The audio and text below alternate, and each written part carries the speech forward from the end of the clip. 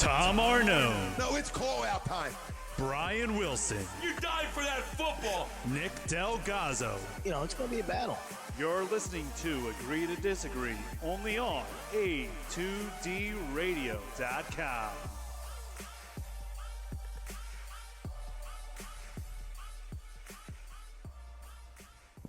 Welcome. This is Agree to Disagree right here at A2DRadio.com, the worldwide leader of real talk, the bad boys of sports talk. Tom Arnone. I'm joined by Nick Delgazzo, Brian Wilson, Chris Lyons sitting in studio just feeding information today. Rob Hovey's on vacation. Hope he enjoys his vacation. We hope you all enjoy your 4th of July weekend. But we're here to bring you some sports knowledge, and we're going to break down the 2016 Major League Baseball midway mark right now. That's what we're going to do today. We got a lot to talk about. Before that, we are live from the BMW Atlantic City studios.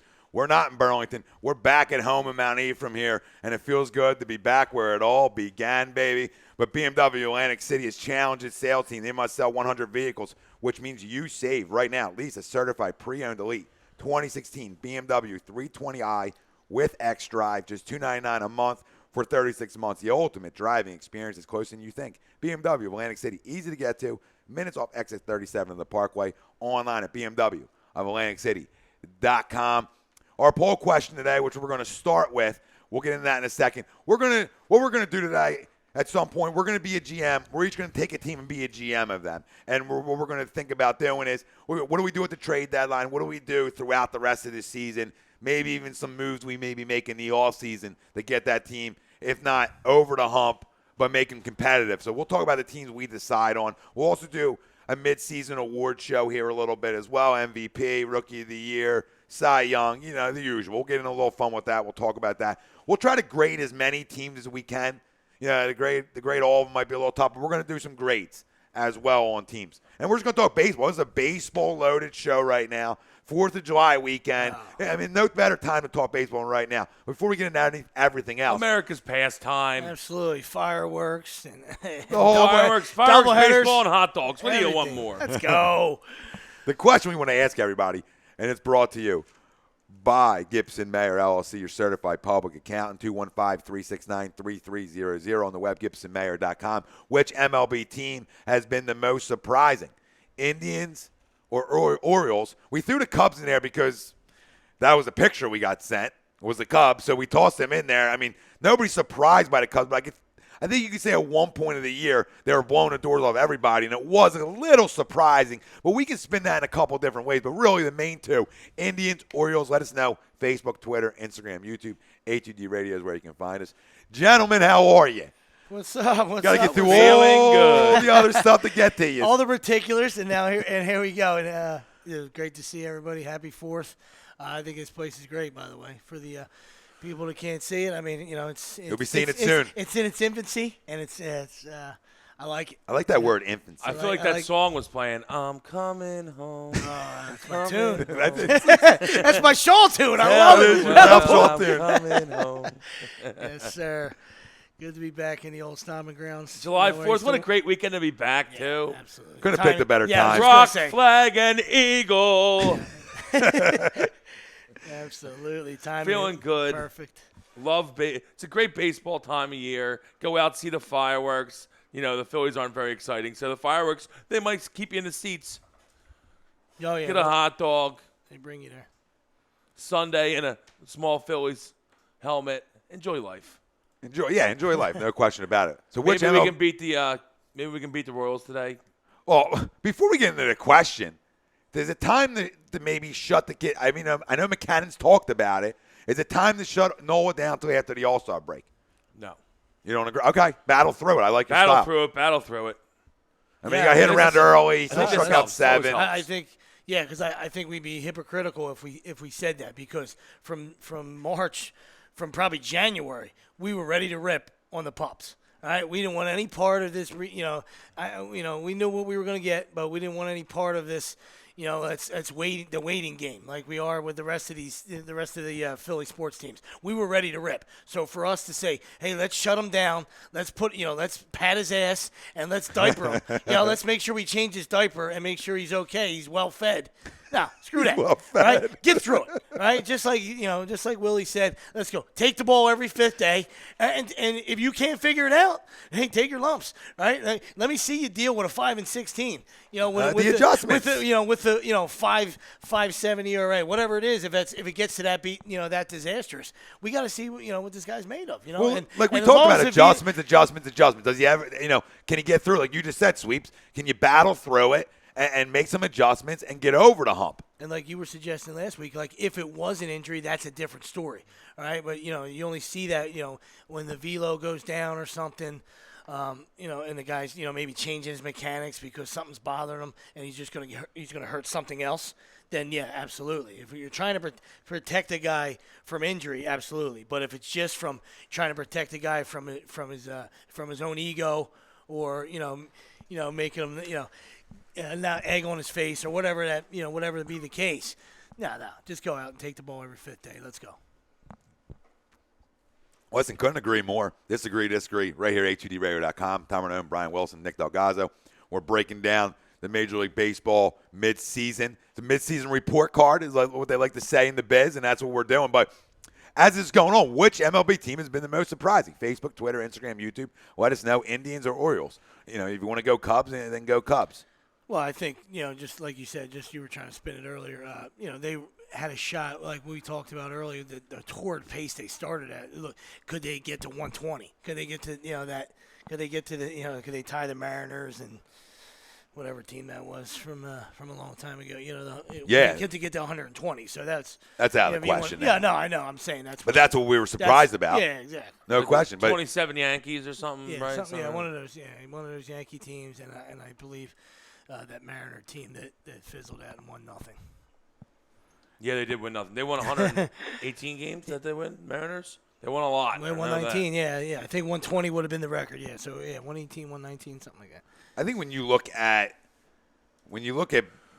both of them, you look at the Indians, you look at the Orioles have a ton of talent. I think we knew they had talent. They just play in the AL East, which is, a gauntlet, which used to be a gauntlet. I don't think it's much anymore. I mean, still talented, but they play in a gauntlet. So I think when you look at the Indians, they came out of nowhere, really. The Royals were picked. You got the Tigers in that division. Tigers went out and signed Upton. Big splash, right? And so you look at them two teams, and the Indians were more the team that, maybe they surprised. People had them on their radar a little bit, but nobody expected this. I mean, this team's playing great baseball right now, but the Orioles, I think they had more talent. So I don't think it's as much as a surprise. It's still a surprise, but the Indians surprise you. I tell you what. Yeah. Sorry. No. You know what, though? I actually go the other way with it. I mean, I do agree that the Indians maybe are more surprising to most people, but the Indians can pitch. And the Indians now have all those young guys are kind of established and are all throwing well. And you catch a series where you catch, Kluber, Carrasco, Salazar, and you're in trouble. Yes, you're in big trouble. And Absolutely. Bauer's throwing the hell out of the ball. And the problem with Baltimore is Baltimore crushes the ball. Don't get me wrong. Yeah. Baltimore can't pitch, so they'll never win anything, and I have no trust in them at all. I love Buck, but they can't throw the ball good enough to win. In my Tillman's opinion. their ace. He don't scare And, anybody. He's not scary. He's just not good enough. We're talking about the Cubs, right? They're on pace for 116 still. I mean, after all this, they haven't played that great of baseball recently, but still on pace for 116. Well, that would put the other two teams on the same plateau. You know what I mean? Because the Rangers and I think Giants are right there with them. I got a correction. You know what I mean? When the guy sends you stuff, they need to elaborate a little bit better on what the hell they're sending you over here. 116 was the Mariners. That's how many they won. 116. There you go. So, correction. I was going to Stat say. guy. His days are numbered. Stump the Schwab. Here we go. Listen, I think to me, they're the question's great. They're both a surprise. Like Willie said, the Indians can pitch a little bit. Their lineup doesn't scare you. The Orioles, just to being in the AL East. I mean, listen, I don't know. Do they have more talent? I don't know. I mean, I don't know, but going in, they performed. They performed. I mean, Adam Jones, obviously, slow start. We picked it up. Trumbo.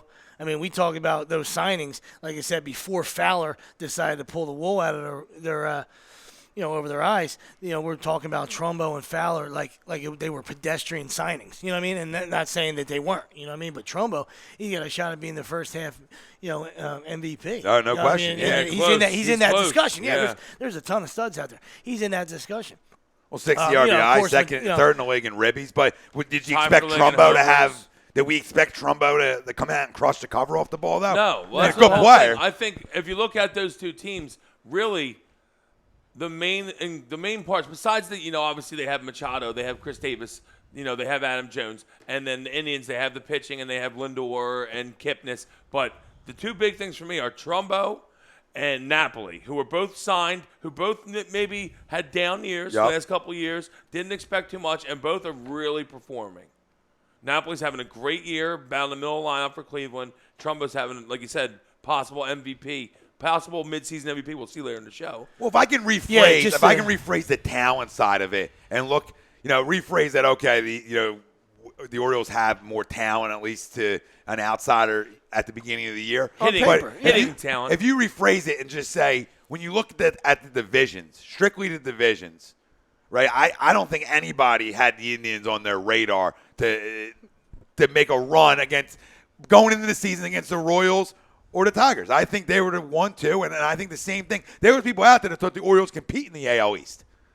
I know Sweeps had the Indians out there, and we can go back and roll tape on that one. But besides, I think I had them second. Besides guys who really look and dive deep into it, most people are going to rank. Yeah. But Royals, Royals, Tigers. Royals were like the, everyone thought the Royals were number one. Yeah. Just I'm not gonna puff chest. Well, puff away. I puff thought I thought that's you, buddy. Well, I haven't puffed yet. That's I have not puffed yet. Just like Willie Nothing to said, puff about. I loved them. For the same fact that what Willie pointed out, right? Their staff is, I love those young arms, all right? And I thought if Brantley was, came back healthy and hit in the middle of that lineup, they were going to be okay. But I didn't expect that. I didn't expect a year like he said with Napoli. And Rajai Davis, to me, is unbelievable. 22 steals. Yeah. Their outfield was a giant question mark coming in. Their outfield was. And now they got Jose Ramirez is playing out there because Brantley's still hurt. And, we'll get into technically their best batter, really. Yeah, Michael exactly. Brantley. And he hasn't really played at all. No, he hasn't played. Well, he played like 2 weeks. Well, that's the guy that you would hang your hat on, like you said. So when you go into the season, you say, okay, Brantley bats 330, he's been close, right? I mean, I don't think he's broke out like we expected. He was close. 2 or 3 years ago, he had a really, really good year, and it was kind of like out of nowhere. Everyone was like, oh, Michael Brantley's a really good player. He had like 320 with big numbers. Yeah. But then he's been kind of hurt, battling injuries. But he's a very good player when healthy. Yeah, no, absolutely. And Chisholm is starting to hit lefties. Lion to Chiz. Chizzy's starting to hit lefties a little bit. That was the book on him that he couldn't hit lefties. And Lindor's a stud. He was going to platoon with Marlon Byrd, and then Marlon Byrd took his 15th cycle of his career and got 162 games. So then they had to revamp early on to kind of like patchwork that outfield. That might be you might be lowballing that 15th cycle. But listen, I think both of them. In my mind, when we go to the grades, are through the roof. The Orioles, we know what Buck can do, but That being said, Cleveland don't have a slouch at GM or at manager either with Terry. So yeah. Terry's a great manager, Terry, very great underrated manager. But I think Terry's a players coach. We know that. Yeah. I mean, Terry's always been a great players coach, and you got I don't know. I'm going to stick with the Indians is more of a surprise. They're on a big time pace right now, and not that the Orioles aren't a surprise, but for me personally, going into the year, I could see if you told me, hey, the Orioles are going to lead the AL East, I would say, okay, I could see that. If you told me the Indians were going to be leading the Central, I'd be like, really? And so I just not saying they couldn't compete. I just had them other two teams a lot higher than that. Yeah, anytime you win 11 or 12 in a row, you create a little bit of a buzz, and it's not easy to do. Not in this game. And we talk about it. Any given day, whoever's towing the rubber, has a chance to shut you down. You win 11 or 12 in a row in baseball. I mean, that's super tough. It's tough, and that's getting especially in this age of all the specialists. Because you get late in the game, you're seeing 2-3 different guys. There's so many specialists. It's hard to win those games late, and it's just a credit to them for just absolutely playing. Tito's got him playing well. So. And I don't think you can make the case obviously for Kluber that you thought Kluber would come out. Corey Kluber was a damn good pitcher, but then you get Salazar, right? I mean, then you get the double dip. Salazar having a real good year. So that not that Salazar came out of nowhere, but a guy who snuck into that rotation a little bit, kid, and has pitched really well for him. So 49 wins. I mean, Texas leads all of baseball with 52, but I mean the stretch they're on 9-1 in their last 10. Just taking care of business. I mean, 26-19 on the road, too. They played more road games than home games already. So that's a positive for them. 23-12 at home. I mean, the Orioles absolutely kill you at home. I mean, 31-13. I mean, I don't like a team that's under 500 on the road. I always feel like you have to be right at 500 or in that area. I mean, they're only 16-20. But if I'm looking long-term, that's scary to me, is that they play that bad on the road. As of right now, because I always say, play 500 on the road, take care of business at home, you're going to be a damn good baseball team. They're taking care of way too much business at home, but not enough on the road for me. The Indian splits I like. I like 26-19 on the road. I like 23-12 on the road. So if I'm looking right now on what team I think can go further, I think I'm going Indians. I just like their makeup. I like what they're doing. I like both teams a lot. I mean, pitching. But Boston, that's how you win. win. That's how you win in the postseason. Wins. That's how you're going to win in the postseason. Especially power arms, and they got a bunch of them. Yeah, they do. And in baseball, like when guys, it's the beauty. It's why I love. I love everything about it. But just to see when guys figure it out and the perfect storm come together, it's beautiful. Like Salazar was always electric, right? But he was wild. Yeah. He never knew where it was going. He never had, he never commanded the strike zone. Now he's figuring it out. Like you said, a guy like Rajay Davis, no, is he a superstar? No. But now he's actually got a chance to play a little bit every day. Instead of being that, that platoon guy and 285, 22 steals. Just guys like that. I mean, baseball. Like we go to the college game. Coastal Carolina. Hats off to them. Just a perfect storm. When the next man up. When you deal with injuries, how do you deal with injuries? The next man up, how does he play? How do you deal with your pen? How are you using your pen? Or your starters getting you, 7? Are you getting you into the 7th at least? So just beautiful. Yeah, that Coastal Carolina was awesome. Yeah, it was. And but just to touch right on that same point is. Like you said, Salazar always had electric stuff. Carrasco, we traded Carrasco to them years ago. Carlos Carrasco always was highly touted prospect, and he's never really put it totally together. Seems to be doing it now. Yeah. Trevor Bauer, also really high prospect, coming out of UCLA, freak. Yeah, he was like he was like a freak, though. And he was also the Indians drafted him, right? Yeah. Okay. Mm-hmm. So he's like one of the homegrown. He's ones. a first rounder. Yeah, first rounder. And then and they're all this. Kluber obviously he's won a Cy Young before, so he's kind of the ace. But they're just all coming together, all throwing the ball well. It's just it's really going well for them. Yeah, from Salazar, Tomlin, Kluber, Bauer, Carrasco. I mean, every one of them. Tomlin's been great. Kluber's got the highest earned run average out of all of them at 3.5. Yeah, he started bad. Great. Yeah. But Kluber's been really good. But that's a recipe for success when your ace has the highest earned run average and it's 3.5, and everybody else is under that. Whew. First off, in the AL, if you're under 3.5, you're really good. Yeah, exactly. And when that happens, like you're almost like, hey, if our guy is the last guy to figure it out, we're in good shape. We're in real good shape. Because, like Willie said, he's a former Cy Younger, so he didn't forget how to pitch. He just struggled a little bit early. He's been dominant lately. But he's thrown 3. I think he has the most complete games in the season. And he's still got 8 wins. I haven't been a league. I know that he has 3 complete games in the last month. And he's got 8 wins. There's nothing to sneeze at. And he's an innings monster, which is the key. When you look at the reverse side, when you go to the NL, guy like Arrieta, a little bit of the red flag coming up a little bit. I don't know if he's gotten it. He hadn't got past 5 in like the last month. The last. It's been a few starts. It's been like 6 out of 9 starts or something like. You know what it is that he's been wild. Yeah. Which is crazy. Yeah, he was so on point with his just mechanics and his pretty much basically his pitch spotting. For a year. And he's been a little wild. Yeah. And I had not seen 4 walks a game. And not watching video, I would venture to say, like we always talk about, guys are making adjustments because when that sinker, absolutely, if you're taking that sinker, whoa, that's when the walks Yeah. start to come up. You know what I mean? Exactly. So if you can have the patience and make adjustments and take that sinker, so now he's behind 2-0.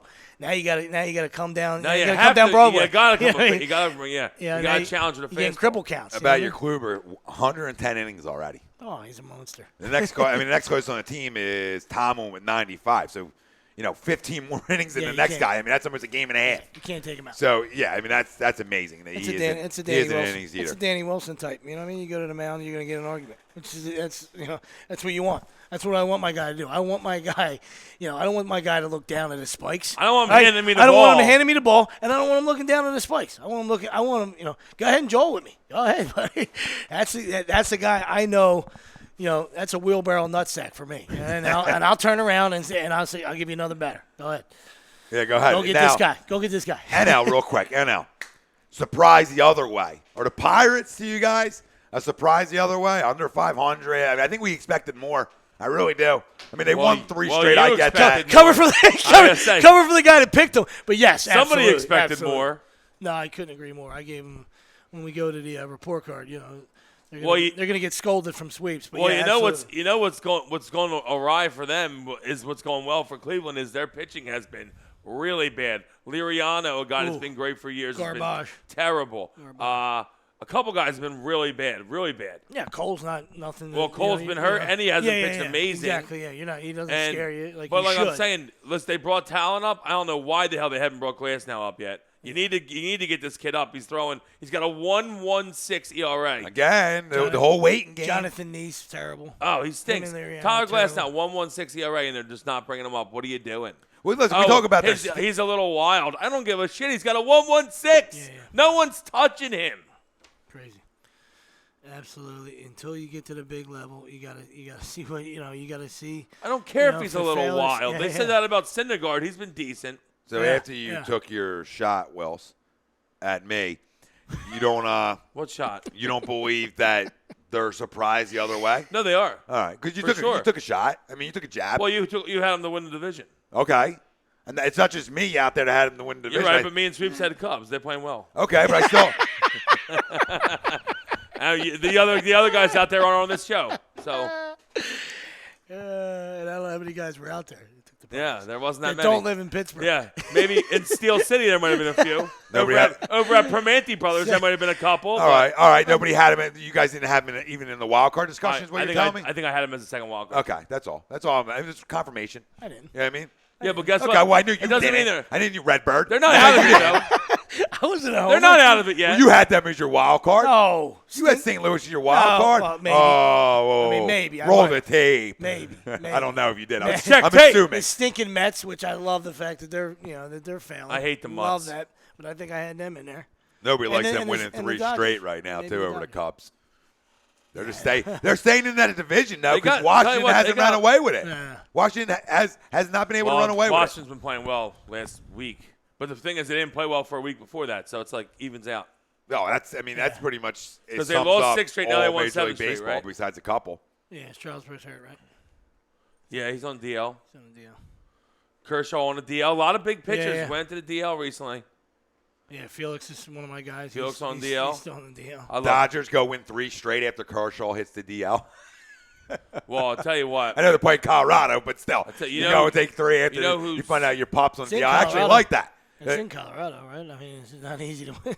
No, is it in Colorado? It's never easy to win in Colorado. And first of all, that lineup. No, it's is in LA, I think. It's in LA, okay. Because that line, I mean, that Rockies lineup is They don't hit. pretty darn good. They don't don't hit, pitch. They don't hit in LA though for some Yeah, reason. that's true. They've been talking about it. The Colorado line does not hit in LA. Well, they seem to hit it pretty much, unlike the old Oh, they Rockies, hit everywhere. They hit everywhere now. Oh yeah, Right? Well, I mean, Arenado's a monster. he is. Yeah, Good yeah, player. I mean, monster. Fantastic. You got Cargo. Blackman, really good. Cargo, stud. Story, really playing really Yeah. well. Mm-hmm. So I mean, Still playing well after the tour. oh, really well. So really well. that's good to see. He's been banged up. Yeah. Well, of course, I traded for him in fantasy a week ago. He hasn't played a game yet. Of Yeah, course. Yeah, that's what Of happens. course. Great.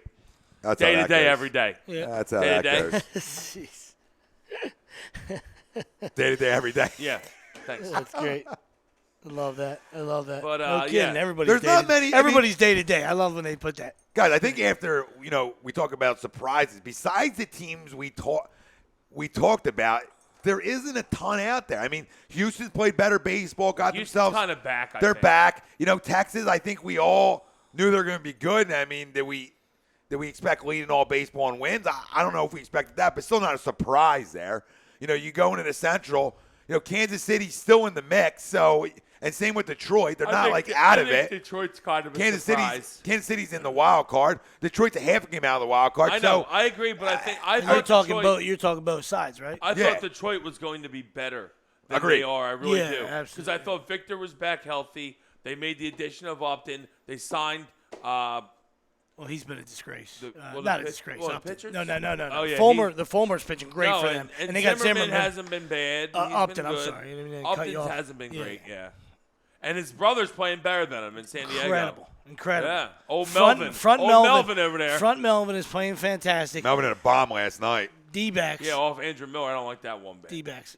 How about all those moves? And right down the piece you do. I feel like you sort of smell that coming. Yeah, right. Yeah, I mean, we talked about broke his elbow. I was like, yep, there they go. True. Even though what's his name, Jake Lamb, been crushing for them. Goodness, crushing. Got him in fantasy like 2 I'll weeks tell you ago. what, 2 weeks ago, he was hanging out. Philly killer. Plucked him right Philly killer. He's been.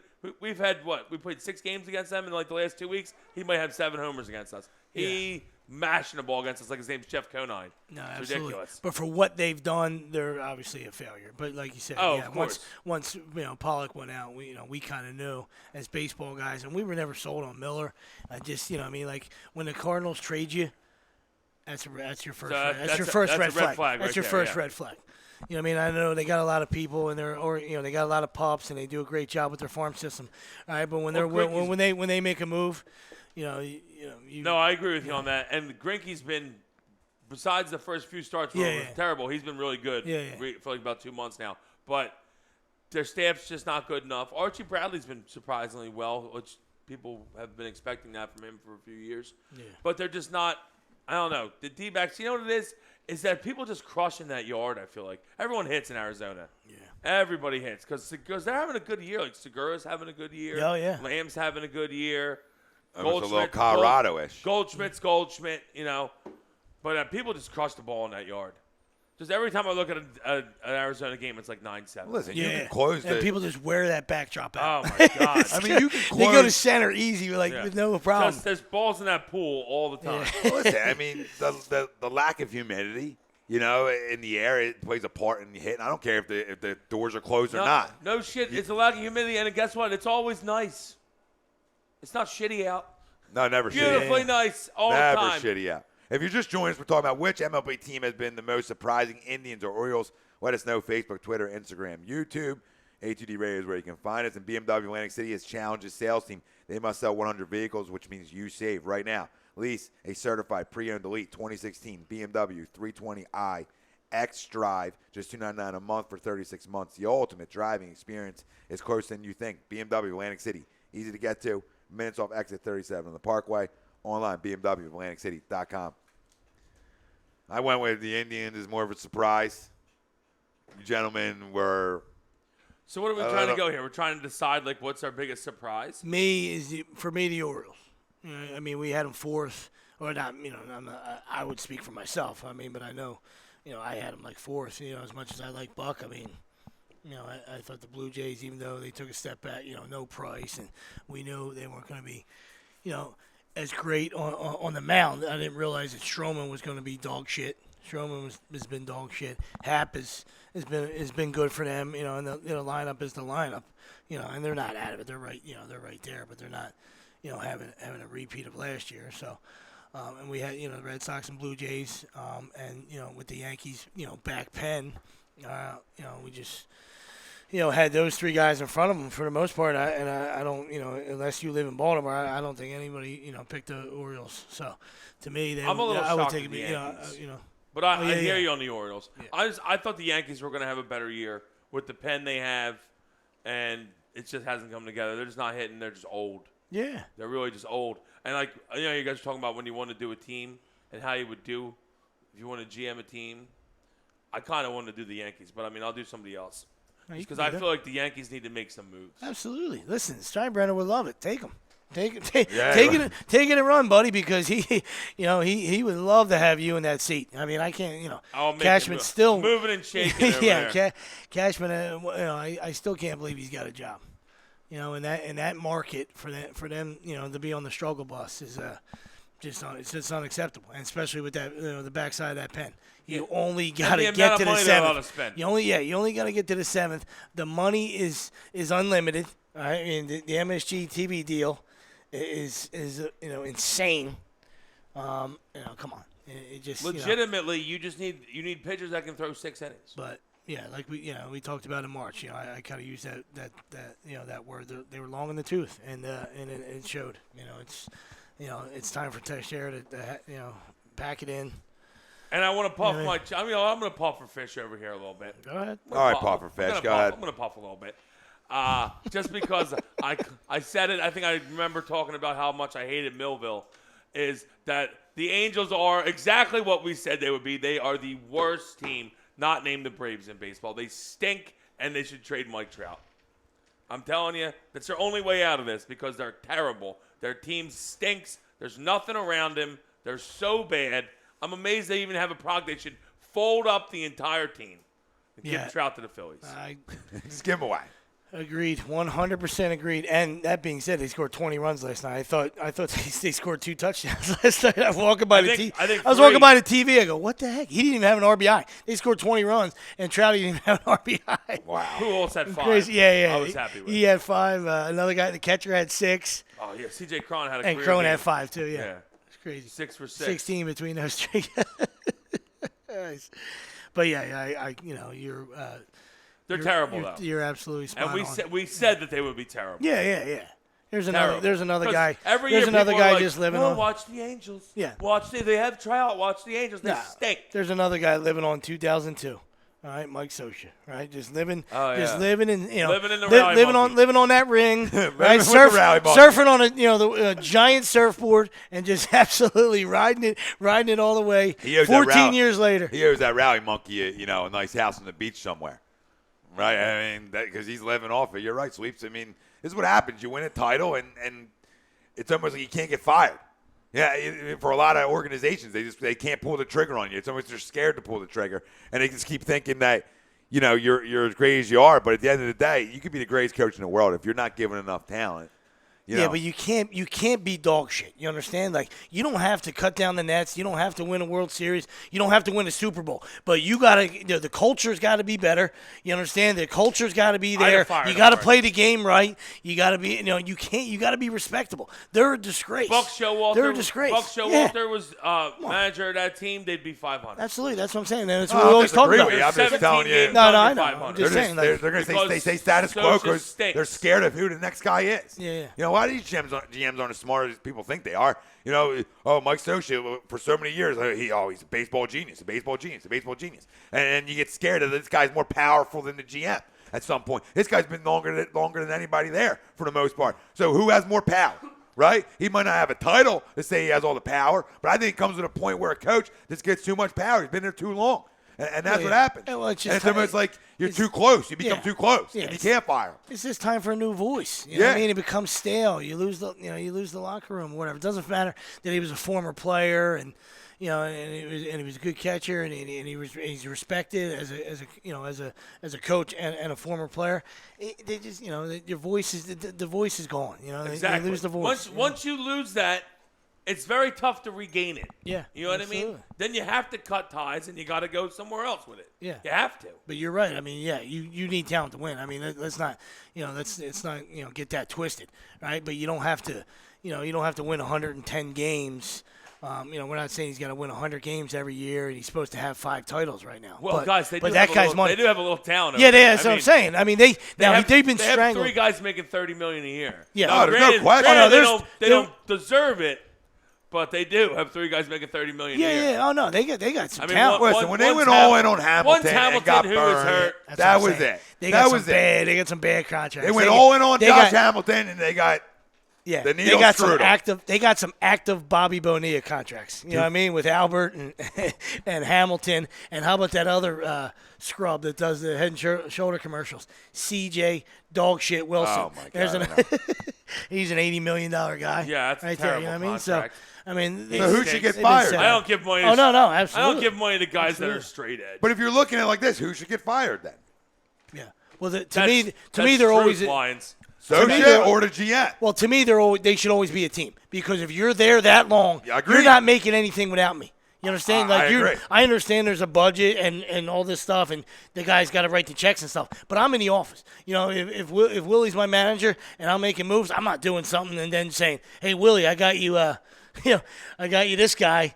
And he's a 230 career hitter, but he should give us 25 homers. What am I going to do with that guy? I don't. He's my third first baseman. I don't need him. You know what I mean? So, we need to talk about. The baseball guy should always be in the room, talking to the guy that's baseball / finance guy financier. organizational guy, whatever. Yeah, But no, I that's my agree. thoughts on C.J. Yes, man. Wilson. That had red flag written all over it. C.J. Wilson. Yes, sir. Well, so did Josh Hamilton. C.J. Wilson was in Texas talking about how he's been, he's never had a drink in his life, Mr. Straight Edge. I don't trust him. I don't trust him one bit. I don't trust the guy that when he has a bad outing doesn't go have a few beers. Don't trust him one bit. He stinks. But Big red flags. so they went both ways. Wilson went with the guy who put needles in his arm. They went to the extreme Yeah, with but one he's guy. hurt, though. He's not doing heroin right now in L.A. Well, he might be, but I'm saying Yeah, that's debatable. His main problem is that his knee has not held up since he signed with L.A. All I'm saying to you is C.J. Wilson isn't hurt. Well, he might be right now, but he's been healthy for the most part. He's been out there. He just stinks. Well, they both are. They're the two contracts that killed A that. pitcher that doesn't drink any beer and stinks. I want nothing to do with him. Listen, you got a power hitter who doesn't hit anymore. You got a guy who you brought in to bat 320, 315 Who's for the you. power hitter? that doesn't hit? Hold on. You brought in a guy in Hamilton when you signed him to come in and hit 35, 40 homers, bat 300 for you, driving over 100 runs, and you never got it, Yeah, essentially. exactly, And yeah. that screwed you, and then you went and got an ace, supposedly, that you thought could be an ace, top-of-the-rotation type guy who stinks. Stinks. So, two contracts that screwed your organization. Now, Socha has a partner, And he and overpaid the GM, like Pujols. we talked about sweeps, that should be in collaboration. If they both have a part of it, well, then somebody's got to come in from up top and take them both and throw them out the door. And that's the only way you get better. Granted, you had to overpay Pujols to get him, but Yeah, you no, I'm overpaid fine him. with that Yeah, one. yeah. But you still overpaid him. I get it, but he's produced enough though. Yeah, but there's still 6 years left. Listen, we're not talking. Let's just talk about how they've been not good over the last couple of years. He still has produced though. Oh no, he has. So we can talk about that. He's not hitting enough. It's not hitting average wise enough. But No, it's- but if you he's had a still health- hitting 30 homers and 100 RBIs. But if you had Josh Hamilton, the Josh Hamilton you thought in that lineup, Pujols can decrease a little bit, and he sort of gets a little bit more but protection $300 million, with them too. you Right can't now, hit 230. No, but I think he won't hit 230 if that lineup was what it could have been. I don't think he bats 230 then. I think he's more around, maybe he's batting 260, 270. I'm not saying he's batting 300, but I think you could add some points to that average with some more talent in the lineup. Yeah, you just Doesn't hurt a guy when him and Trout are the only two who can hit, and everybody knows they're the only two who can hit. I mean, hindsight's 20/20, but you just got to use your head when you're going to these monster deals. I mean, like, how did they not think that Hamilton his body wasn't going to break down? This is a guy that they was in a trailer park, just streamlining heroin. I mean, I'm not making any, No, this not isn't a trying joke. to make light of it. I mean, Yeah. it's an epidemic, but what that effect does to your body, I would assume, yeah. a top athlete like that It's- doing all that stuff. the You know what I fact mean? he was Of course, able to your body's come- going to break down. You know The what I mean? fact he was able to come back Yes. and become an MVP is almost amazing because literally, like you said, he spent 3 years doing heroin in a tattoo parlor. Really, is what he did. Yeah, no, that is amazing. Real quick, couple things happened in the NBA real quick. NBA just dishing I'm cash sure out. another contract that it's going to make us puke. Go ahead. Heat restricted free agent Tyler Johnson agrees to a 4-year, $50 million offer sheet with the Nets. Are you kidding me? I can't. I might drop my head. I might even. Also, I might walk home. the Jazz trade Trey Burke, former number 9 overall pick Michigan. in 2013 to the Wizards for a 2021 second-round pick. The 2021. They said, "Oh, just get him out of the door. Yeah. Just get him out of here." They don't want him. Like, you can't Please even- take You him. know what that is? Yeah. That's a huge red flag. That hey, Trey Burke, Yeah. probably not working hard, probably doing some dumb Yeah, shit yeah, off yeah. the court. They might even release him by the time. They might not even let him in the building. I just think it's funny. I mean- Utah. The people Well, in no, Utah they- might not they even said be in there Washington anymore in 'cause they're like, 2021. He'll I mean- bring a gun in the locker room, have a great time. I mean, there's a guy. The whole That's, ownership could be gone by Yeah. 2021. there's a guy that comes home and his dog pisses right on his shoes. All right, that's like nobody likes him. I mean, 2021. Just get out of here. His That's it. wife does. If he's married, she don't even like him. Nah. I mean, 2021, you could have a whole organizational structure changed by that. I mean, you could have a new GM, a new coach, new ownership groups. I mean, 2021, Jesus, God. But listen, that's just funny. Johnson from the Heat. I mean, this is outrageous. Tyler Johnson. This is outrageous. This is outrageous what's going on. Oh, my goodness. Man, it's a good time to be an NBA player. ain't Well, it? it's the time. Next year will be even better. The Yeah. funny thing is you guys are going nuts, and it's going to be even worse next year with guys you've never even heard of. Robert Covington's going to get $70 million next year, Yeah. Oh, and that's not even a joke. That's truth because Yeah. the cap goes up another $20 million, and they have to. It's not like football where we can have scumbag Howie Roseman putting his nose up at all the owners like, look how much money I saved. Basketball, you have to spend it. They tell you there's a cap floor, and you literally have to. It's like 90% of your cap you have to spend. So they just have to give these dudes a ton of money. Wow. It's amazing. It's incredible. I would have shot an extra.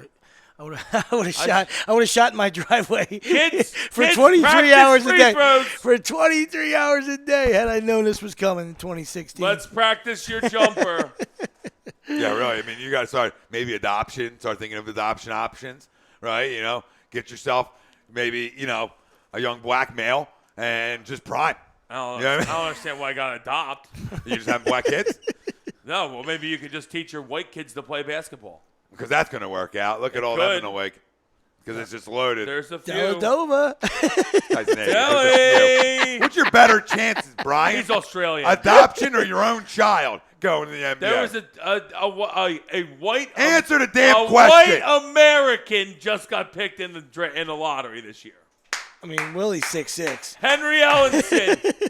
Yeah, Marquette. The guy has no back to the basket game. Granted, he's 6'6", Brian Wilson, but he has no back to the basket game. He's a jump Is shooter. he still talking about me right now? No, he said you're 6'6". He's never beaten me in basketball in his I'm not life. talking about beating you. You have no back to the basket game, God damn it. If I wanted to back you down, I would do it every time. I used to shoot jumpers to give you a chance. Oh, you're so much class. You gave me a chance. We really appreciate it. And you let me still hang never in there, won. buddy. Maybe we'll go down right to the park You afterwards. still never won because Stream the it live, dude- live the video. dude is You really wanna get silky freaking cute? smooth. What did I just offer to you? Silky What smooth. did I just offer to you? You would lose again. I'll And go you'd probably live break the video. phone. Play to 11, win by 2. Wow, can the microphone stretch there? This is fantastic. I don't need the mic. Don't need the only Right got here on the flip-flops. phone. He's The only got best flip-flops on. part about it is that I flip-flopped haven't up. played in 2 years, and I'd probably still be here. He's flip-flopped up, too. Hey, I love how you crown yourself. I like that. You know what I mean? I'm not. I'm just. This is facts. All right. Spewing true facts. Well, facts are. We're all going to take. facts. Facts you're are, talking we're- about. You're all right. talking about All right, adopting we a got little it. black kid to teach him basketball. I'm making just a valid spewing point. facts. Just at making a valid point. Making a valid point. you. Maybe just go become a big brother in Camden. Take a kid in, Big brother, big sister. big mentor him, and then be his agent. Well, we've seen a guy that lives down the street try to pull that. Oh, and never he's worked been- out for him. he's been- he drives around a nice car. Maybe it's worked a little bit. Maybe I don't know. Who knows? Maybe it had Not something- a fan. Listen, we're going to take a quick commercial break. We're going to take a quick Robbie commercial O. break. On the other side, we're going to put our GM hats on. We'll continue. We'll do some awards. We got a lot of stuff coming along with baseball talk. This is the MLB 2016 midseason report card. Agree to disagree right here, HUDradio.com. And this has been brought to you by the sports outlet for all your sporting needs. Located 703 Black Horse Pike, Glendora, New Jersey. 856-939-2030 on the web, sportsoutletinc.com.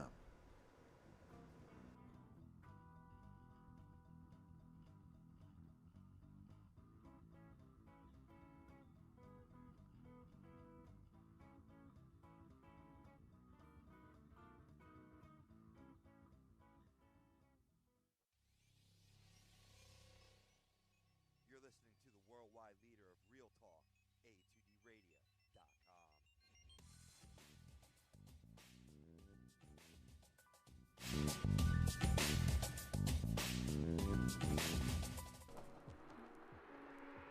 A2DRadio.com is sponsored by Romeo's Termite and Pest Control. Family owned and operated, Romeo's only employs the safest, most effective methods to rectify your situation. Whether it's at your house or at your commercial residence, no matter what the concern may be, they'll get the job done. Raccoons, squirrels, bed bugs, termites, you name it, they'll take care of it. Satisfaction guaranteed. Give them a call at 856-341-3927 or look them up on Facebook at Romeo's Pest Control or visit their website at www.romeospestcontrol.com, your local pest control provider.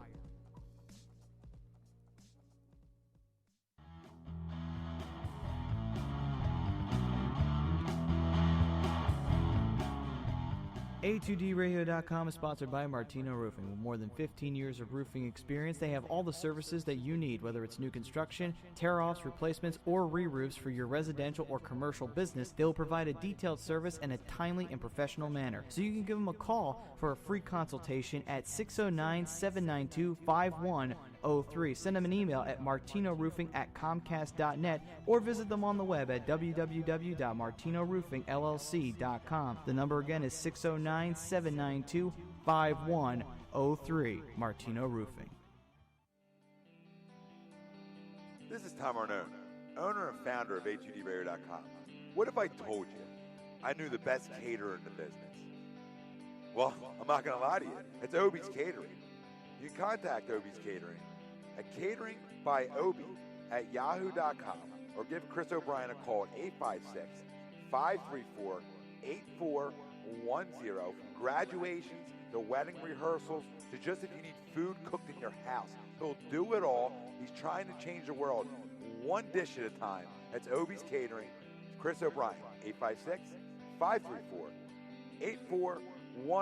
Tell him Tommy A from A2DRadio.com sent you, and you'll get 20% off.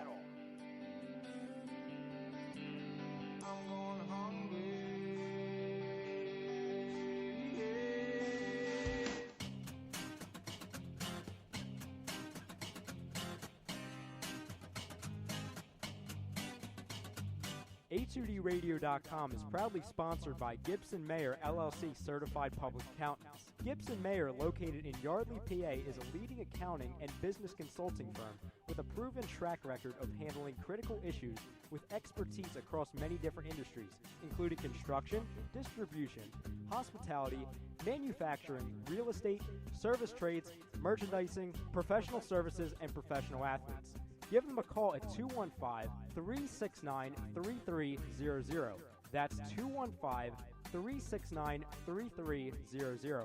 Your initial consultation is always free, and if you tell them that Tom and Mike from AM and the PM sent you, you'll receive 15% off all income tax services completed by February 15th. That's Gibson Mayer LLC Certified Public Accountants, 215-369-3300, or visit them on the web at www.gibsonmayer.com. That's gibsonmayer.com.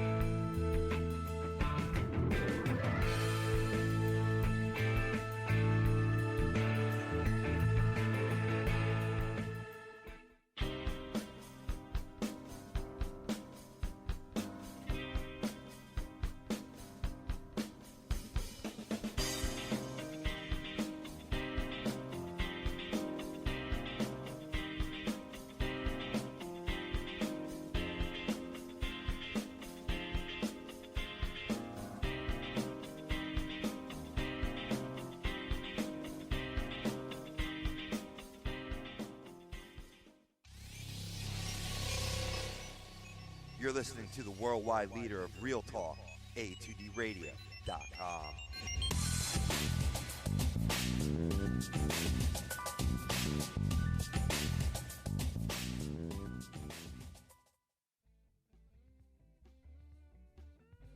This is Tom Arnone, owner and operator of A2DRadio.com and host of Agree to Disagree. If I want to go check out a ball game, there's no better place than the Philly Sports Bar located 31 South Black Horse Pike in Runnymede, New Jersey.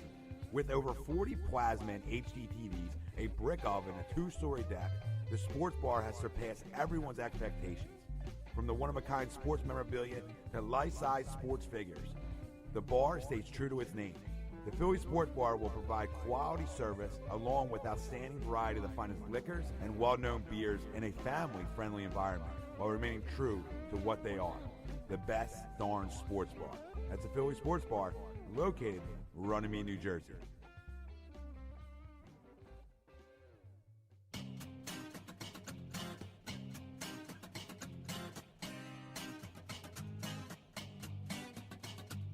A2DRadio.com is proudly sponsored by Gibson Mayer LLC Certified Public Accountants. Gibson Mayer, located in Yardley, PA, is a leading accounting and business consulting firm with a proven track record of handling critical issues with expertise across many different industries, including construction, distribution, hospitality, manufacturing, real estate, service trades, merchandising, professional services, and professional athletes. Give them a call at 215-369-3300. That's 215-369-3300. Your initial consultation is always free, and if you tell them that Tom and Mike from AM and the PM sent you, you'll receive 15% off all income tax services completed by February 15th. That's Gibson Mayer LLC Certified Public Accountants, 215-369-3300, or visit them on the web at www.gibsonmayer.com. That's gibsonmayer.com. Well, welcome back, Read Disagree, right here, A2DRadio.com, the worldwide leader of goddamn real talk. Tom Renone, joined by the bad boys, Brian Wilson, Nick Delgazzo. Just talking a lot of Major League Baseball. Happy 4th of July weekend, everybody. If you are just joining us, we want to know who is the most surprised team in baseball right now. Which MLB team has been the most surprising, Indians or Orioles? Let us know. Facebook, Twitter, Instagram, YouTube. A2D Radio is where you can find us. We'll continue our conversation. We'll put our GM hats on here in a minute. And we will also give some awards away, and we'll grade some teams out. We're just going to talk baseball with you here. So fill up your red Solo cup and let's go. And let's go. Put the radio on. And we're live from the BMW. Throw some dogs on the grill. Let's go. Sir. Let's go. We'll take a dog if you have one. We're live from the BMW Atlantic City studios. We're here in Mount Ephraim. They're in Atlantic City, and they've challenged their sales team. They must sell 100 vehicles, which means you save right now. At least a certified pre-owned elite 2016 BMW 320i with X-Drive, just $299 a month for 36 months. The ultimate driving experience. It's closer than you think. BMW Atlantic City, easy to get to. Minutes off exit 37 of the Parkway. Online, BMW of AtlanticCity.com. And while we're here, we might as well give one more. Get them out of the way. Scanzano Sports Center, located Cherry Hill, New Jersey, 856-889-3434. On the web, ScanzanoSports.com. We're talking baseball, so, well, we got a baseball guy in here who does his own, lessons. You need a guy? Sweeps? Just give your number out in the air if you want. You haven't paid for that. Yeah. First Leave of all, it to one. Yeah, I'm an honest guy. I haven't paid for that, so I will not plug myself. And Just give I 6 pick and choose. digits. And I They pick gotta and choose guess the 7th. And Well, I you pick gotta- and choose my own people anyway. Well, you got BMW. You know. This is elite. This is elite here. Okay, we're not teaching your 11-year-old who can't swing a bat. Yeah, all right. absolutely. Yeah, we're here to fine Your fine tune. snot-nosed kid needs to go play soccer. Yeah, we're not here to fine tune. You know what I mean? We're here to, we're here to fine tune. We're not here to build it all back up again when there's nothing to build. Yeah, I don't walk on water. Why we're talking sports for a second? Just think the U.S. soccer team in the last World Cup won one game, and everyone praised how great they did. So soccer's perfect for kids that underachieve. Absolutely. Yes, sir. Love it. Love it. So Love it. let me give you guys a quick story real fast, because if not, we might not do this. And we're talking sports, we're talking kids, we're talking baseball here, and that's what we're doing on Agree to Disagree. But I want to tell everybody a quick story on what happened to me over the last 2.5 weeks and why I am getting close to officially hanging up the umpiring gear and never wearing that shit ever again. Because I don't care if people want to ask questions or You're gonna let this hammerhead, drive you away? Come on. No, probably not, but it's not just him. You know what I mean? I don't have that many issues out there, and 99% of people are great, and you have that 1% that are jerk-offs. And I want to give you guys a little quick story before that from yesterday. I was doing a district game after the tournament, and the home plate umpire with the ball ripped down the line. He called it fair, and the other team thought it was foul, whatever the story is. And Shocking. Shocking that both teams didn't agree. And everybody was freaking out. And all that happened after that was 3 more doubles, okay? And my point about this is if you just let you're talking about 11 and 12-year-old kids. When you get that emotional and you're yelling and you're screaming, and now all of a sudden what's happening to these kids? Their heads go elsewhere, right? And then they end up giving up 3 straight doubles. They end up losing the game, not because of the foul ball. You know, you could have still got out of the inning. Let it go. Go get the next guy. Next guy. Things happen. It's the same thing as an error. But you know what I mean? Like when you overreact, an 11 and 12-year-old, and their heads get out of it, and then I saw it compile, right? The problem from 1 double and the 3 more, and it compiled on. And that's the problem. If you just, I'm not saying don't come out and ask, hey, what'd you have? But, you know what I mean? Of course, come out and ask. But to make it bigger than it is, you know, and it wasn't the call with me, so I don't really care. It's just what I saw, and I started thinking in my head, like, well, look what happened. It's 2016 alibi alley. You know what I mean? Everybody's got an excuse. That's the only thing they remember. They don't remember the 3 other doubles, the 3 laser beams off the wall that followed, the questionable call. Or the back-to-back home runs that were hit also. Yeah, Nobody remembers that. There's always a way to get out of it. You win and lose games on your own. But I want to take you back to 2 Sundays ago, doing an ASA tournament up in Ewing. And I think we might have talked about it on air. I don't know, but we'll quickly run through it real fast. There was 2 minutes, 30 seconds left on the clock. It's a showcase. The away team batted. They were losing. The home team was coming up. Home team coach, how much time's left, Blow? 2 minutes and 30 seconds. Okay, we're not gonna bat. Okay, I can't force them to. That's in the rules. That's what the goddamn rules say. I cannot force the team to take the field under 3 minutes. Damn it. So I would have. The story's gonna take a tremendous turn right now because he just. Are you fucking done? I told you. Here it goes. You're not gonna agree with anything I say. If you want so I the story understand. time, then be ready for me to interject. That's All all. right. Mr. Interjection here. Okay. So I'm Deep just saying. thoughts. I'm just saying it was going By into the Jack last Handy. inning, correct? no, the game was over. The home team already was winning. Yeah. It's over. They don't need to bat. There's 2 minutes and 30 seconds left on the clock. It's a drop dead situation. I'm saying it was going into the last inning, though.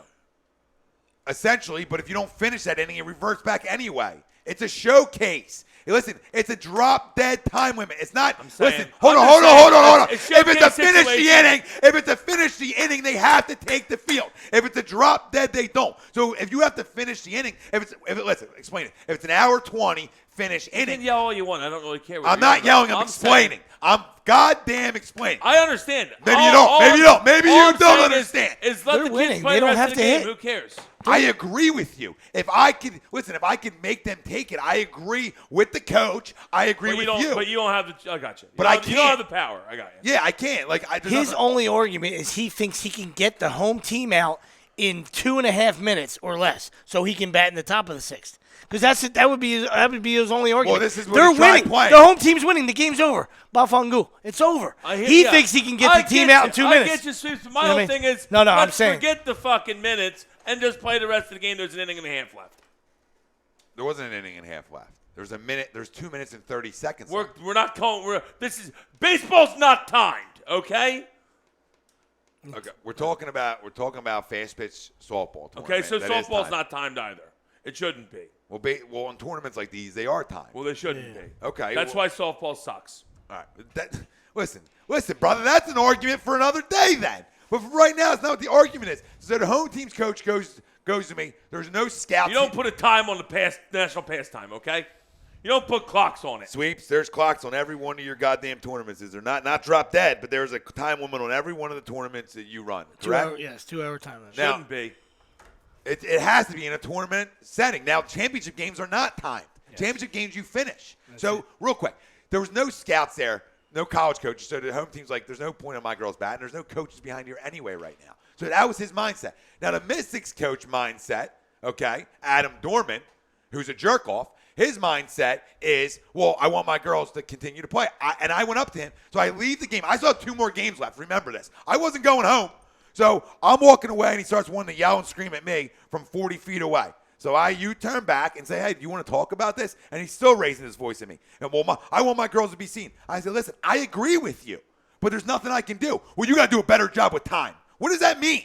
I said, I don't control the time here. That's the tournament director. You want more time on these showcases, you take it up with him. So he just looking for an issue. Let's fast forward from this. I find out that this scumbag, this crumb, who should be no part or anywhere around sports, all right, is now the state pony director of softball. Well, he should get fired and Pony's going to go to shit. That being said, I go to a tournament with my father yesterday, okay?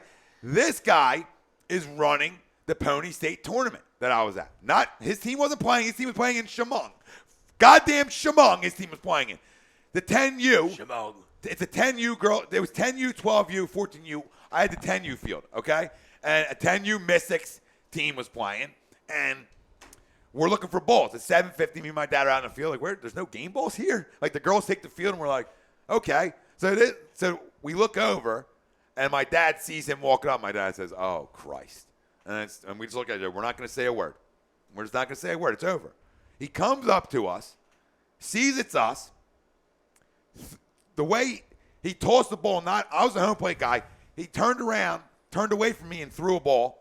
Okay, got that, and did the same thing to my father, who's doing the bases, doesn't need a ball, and did the same thing to him. Then he decides at 7:50 in the morning to circle around the backstop to the parents and say, "Good luck with these two. They're awful." Wow.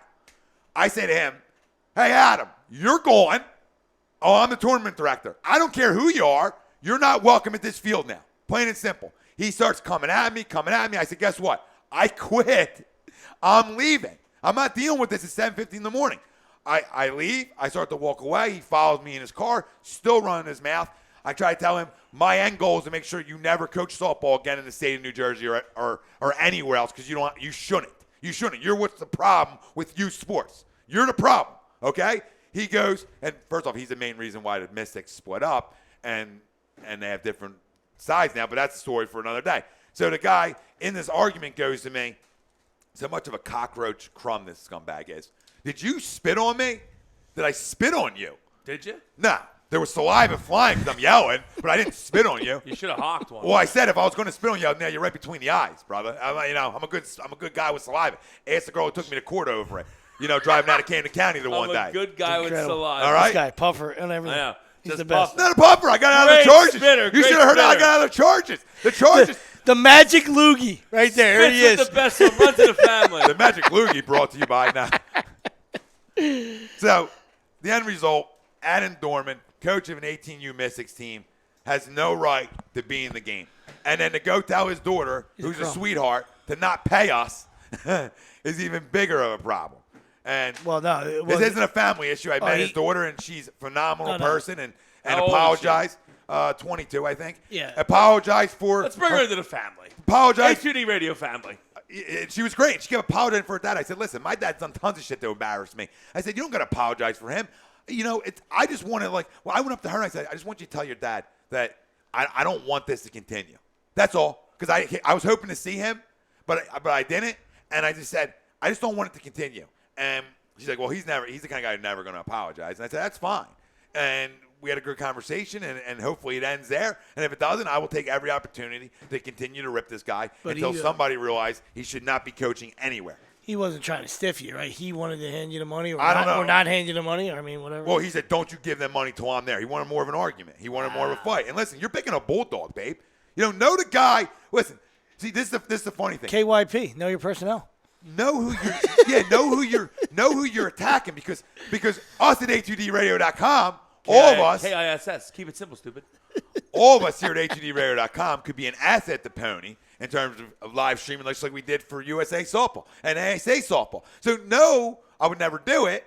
I'm just making a valid point that know who you're arguing with, not just me, but anybody else, in terms of what they could be helpful to you for. That's all. That's all I had about that. We'll move on. I just had a crush. Just puffing. Yeah, that's good. How am I puffing? How am I freaking puffing? We're talking. There's no freaking puff. I didn't even remotely puff. Yeah, you talked about being I a great just spitter. liked to get on What your did I talk nerves. about? What did I say? You talked about being a great spitter, but the story was great. The rant was great. You guys, Listen, the guy needed to get crushed. All right, Willie will take every opportunity to continue to needle you from wherever he's at, whether he's next to you, whether he's in I another want to state. talk midseason awards. We're talking 10-year-old softball. That's all. I don't agree that's what we were talking about. I think we were talking about an individual. It just so happened part of the story had to do with 10U softball and 18U softball. So I'm sorry for breaking it all down for the public, Brian, so they get a good picture of what happened here. Paint a picture. I'm like freaking goddamn Picasso over here. Just painting it up. Puff, puff. I have pretty. Puff, puff, give. I can't even talk. I might as well just keep quiet. You I guys have go tough ahead. days at work too. You want me to talk about them? This isn't tough days at work. Well, that's your job, correct? Listen, my goddamn job doesn't And we're require. breaking it down. That would be a tough day at work. I'm gonna take the silence. That's a yes. Take the signs that you're a goddamn idiot, but you can take the signs whatever you want I'm an to. idiot. I think I'm pretty smart. We're not talking about a day at work. We're talking about a situation that occurred at work that's not my boss. You understand? So that's a different story. And this is an Seems like a epidemic. day at Yeah, work. it is an epidemic. It's an And, epidemic. we'll put it to bed. It's an I'm trying to. it's an No, epidemic. we'll put it to bed. Like, but are you in a rabbit ears guy, or you're a guy that this guy dished you? So now you're gonna get it. Now you're Did gonna he get say it. it quietly, and you were just waiting to pick up on No, it? he's looking right at us. He said it loud so we could hear him. Yeah. No, I know yesterday. He wanted the argument. Yeah. No, I'm not. I just there's You have a something. history of tossing a lot of people. I'm thinking Well, I have a maybe- history Maybe of- you're a little sensitive behind the dish. No, maybe I control the environment. Everything of that. I'm controlling this game, not you. Well, the game's not about you. It's about the kids. No shit. I think you're putting yourself above the kids. No, I'm not. I'm trying to call the best game I can without dealing with a bunch of bullshit while I'm doing it. I want to call the best game I can. Heckling and bench jockeying. That's all part of it. Buddy. I think I'm You gonna- gotta- I think- you got I think- thick skin. No, I don't. I'm a grown man. I think on Saturdays, I'm going to have to start coming and heckling. That's what I'm saying. I mean, it's You'll get tossed real quick. That's fine. And then we'll talk about it on the show. he's the only guy that umpires where there's no fans. It's just an arena. gonna him say- and the players. I'll be out in left field, just yelling from left field. Let's see him toss somebody from left. Look at the anger. I've Look at done the it. anger. So I'm I'm not not shy to toss from anywhere. That being said, I don't have rabbit ears. I'm probably like one of the nicest guys. I'll talk to everybody. That's a lie. No, out there I try to be. I try to come off really nice, and then and I'm not looking for any problems. Out there, I try to be. Yeah, I do. I want to come off like I'm. You know what I'm saying? I was joking. Yeah, you know what I'm saying. Like I try to be as nice as possible out there because that's how you want to do I it. want to avoid it from the beginning. Like I'm not going to go to ground rules and be like, listen, if anything's said I don't like, you're gone. No, not at all. Like you said, you want your job to run smooth. I mean, That's all. Let's be technical For about it. everybody, not for me, just me. Like I can deal with if you have a question about a call, I can deal with all. That's fine. It's part of the game. Questioning, asking for appeals, all that shit. It's the way you do it. Like if you come sprint out of a dugout at me, you might as well go back where you came from. If you say, "Hey, Blue, time," and you come up and talk to me like a grown fucking man, then I'll deal with you. But if you don't talk to me like a man, I'm gonna toss you. So am I wrong, Brian? Because you always seem to get me so wound up over shit that you make me do and say things. Then look, it's getting status quo. Tom's gonna drop F-bombs throughout the goddamn show now. This is how it's gonna go. Ruin it all. Ruin everything he's built because of you. I feel like you got a little Shad Crawford in you. A little bit. I feel like you got a little Joey Crawford in A you. lot of Crawford family going on over there. Listen, Little Shag, little Joey. if you want to come out and scream and yell in a professional sports The head scene, shaved. go He's ahead. getting there. He's getting There's there. a difference from coming out. Like, see, all these coaches look at Major League Baseball, and, like, when guys come out and argue, and, yeah, well, listen, there's millions of dollars involved here. When you're talking about a tournament, dude, it's not pro sports. It's youth sports. I'm not talking about college. I'm not talking about high school here. We're just talking about strictly tournament ball or town ball, right? Relax. Relax. So if they were able to institute replay in all these, Oh, you wouldn't need to. because Go they ahead. don't even argue in MLB. Oh, in they don't. MLB, there's no arguments anymore because Nah. there's replay. It's like, hey, can you take a look at that? Well, I try to tell coach, Like, you they don't took even that need away. replay with me. I mean, come on, like the days of ripping the bag out and kicking dirt on a guy. I mean, that's a classic. I miss it. That's a oh I my miss it. goodness. If you want to Lou Piniella was the best. they are. Come on. I do miss them things, but if you want to ooh and ah from a dugout about balls and strikes, go right ahead. You know what I mean? It's about what you say. It's not about like reactions to things. It's how you go about it afterwards. Like, you know, I had an issue with a kid blocking home plate when I was coaching, and after the inning, I just went up to the umpire like, you know, I had him blocking. You know, he said no. I said okay, no biggie. It is what it is. It's not going to lose us the game. We lost anyway. No, like I told you know what I mean? Like I told you, as long as you listen, if you can flush it, then you're able to do your job like a professional. It doesn't matter if good, bad, or indifferent. You know, like I said, we had a game on Friday night. I'm wearing the plate guy out. I've known him a long time, and he's absolutely awful, right? But super guy. But he could, he could be that guy. If he wanted to be vindictive, he could, he could run one of my guys. He could run me. That's it. He just wears it. And he's parked a couple cars away from me after the game, and we're talking, and having an adult beverage. You know what I mean? Like, it's crazy. So you got to be able to flush it. But the funny thing, you have to be able to let it go, and that's what the point is. He just didn't let it go. Yeah. He brought it to another. No flush over there. Flushless. The handle's broke. Handle's broke. It's like in Dumb and Dumber when Jeff Daniels goes in the bathroom at the nice house and just smacking the handle. Nothing's happening. Nothing's happening. I despise the man across the table on Sundays. Like, he makes great points throughout the week, and I love his points throughout the week. Anything that's said on Sundays, I disagree with. Completely disagree with. The show's called Agree to Disagree. I Thanks, play the Brian. bad guy for a reason. No, I love your style. Nobody's mad That's at fine. you. I'm done talking girls softball. Can we So stop? was I. Stop talking girls softball, please. Everybody loves a villain. Here we go.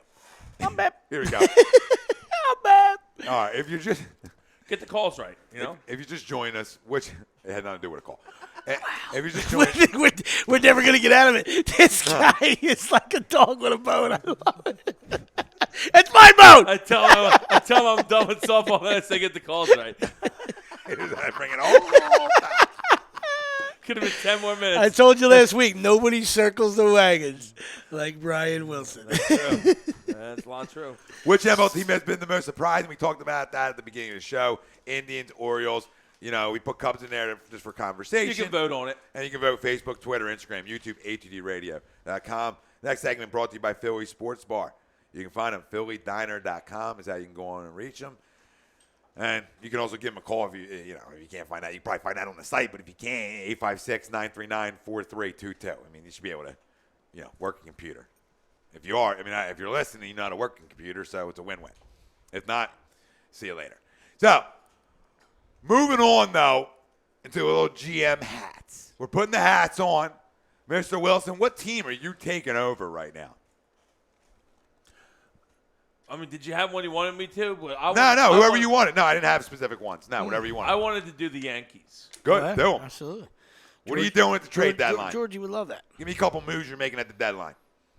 I'm trading Andrew Miller just because he's going to be wanted. He's a commodity, and you got to get good return for him. And I'm thinking probably the Rangers because they need bullpen help.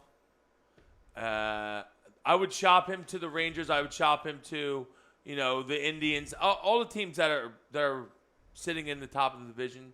I would shop him to, but I'm thinking the Rangers would probably give him the most for him because they have a very good Profar. Yeah, well, they have a very good minor league system too. They have a couple good guys, and I would be asking for an arm and at least one arm and one bat in return, and possibly more than that.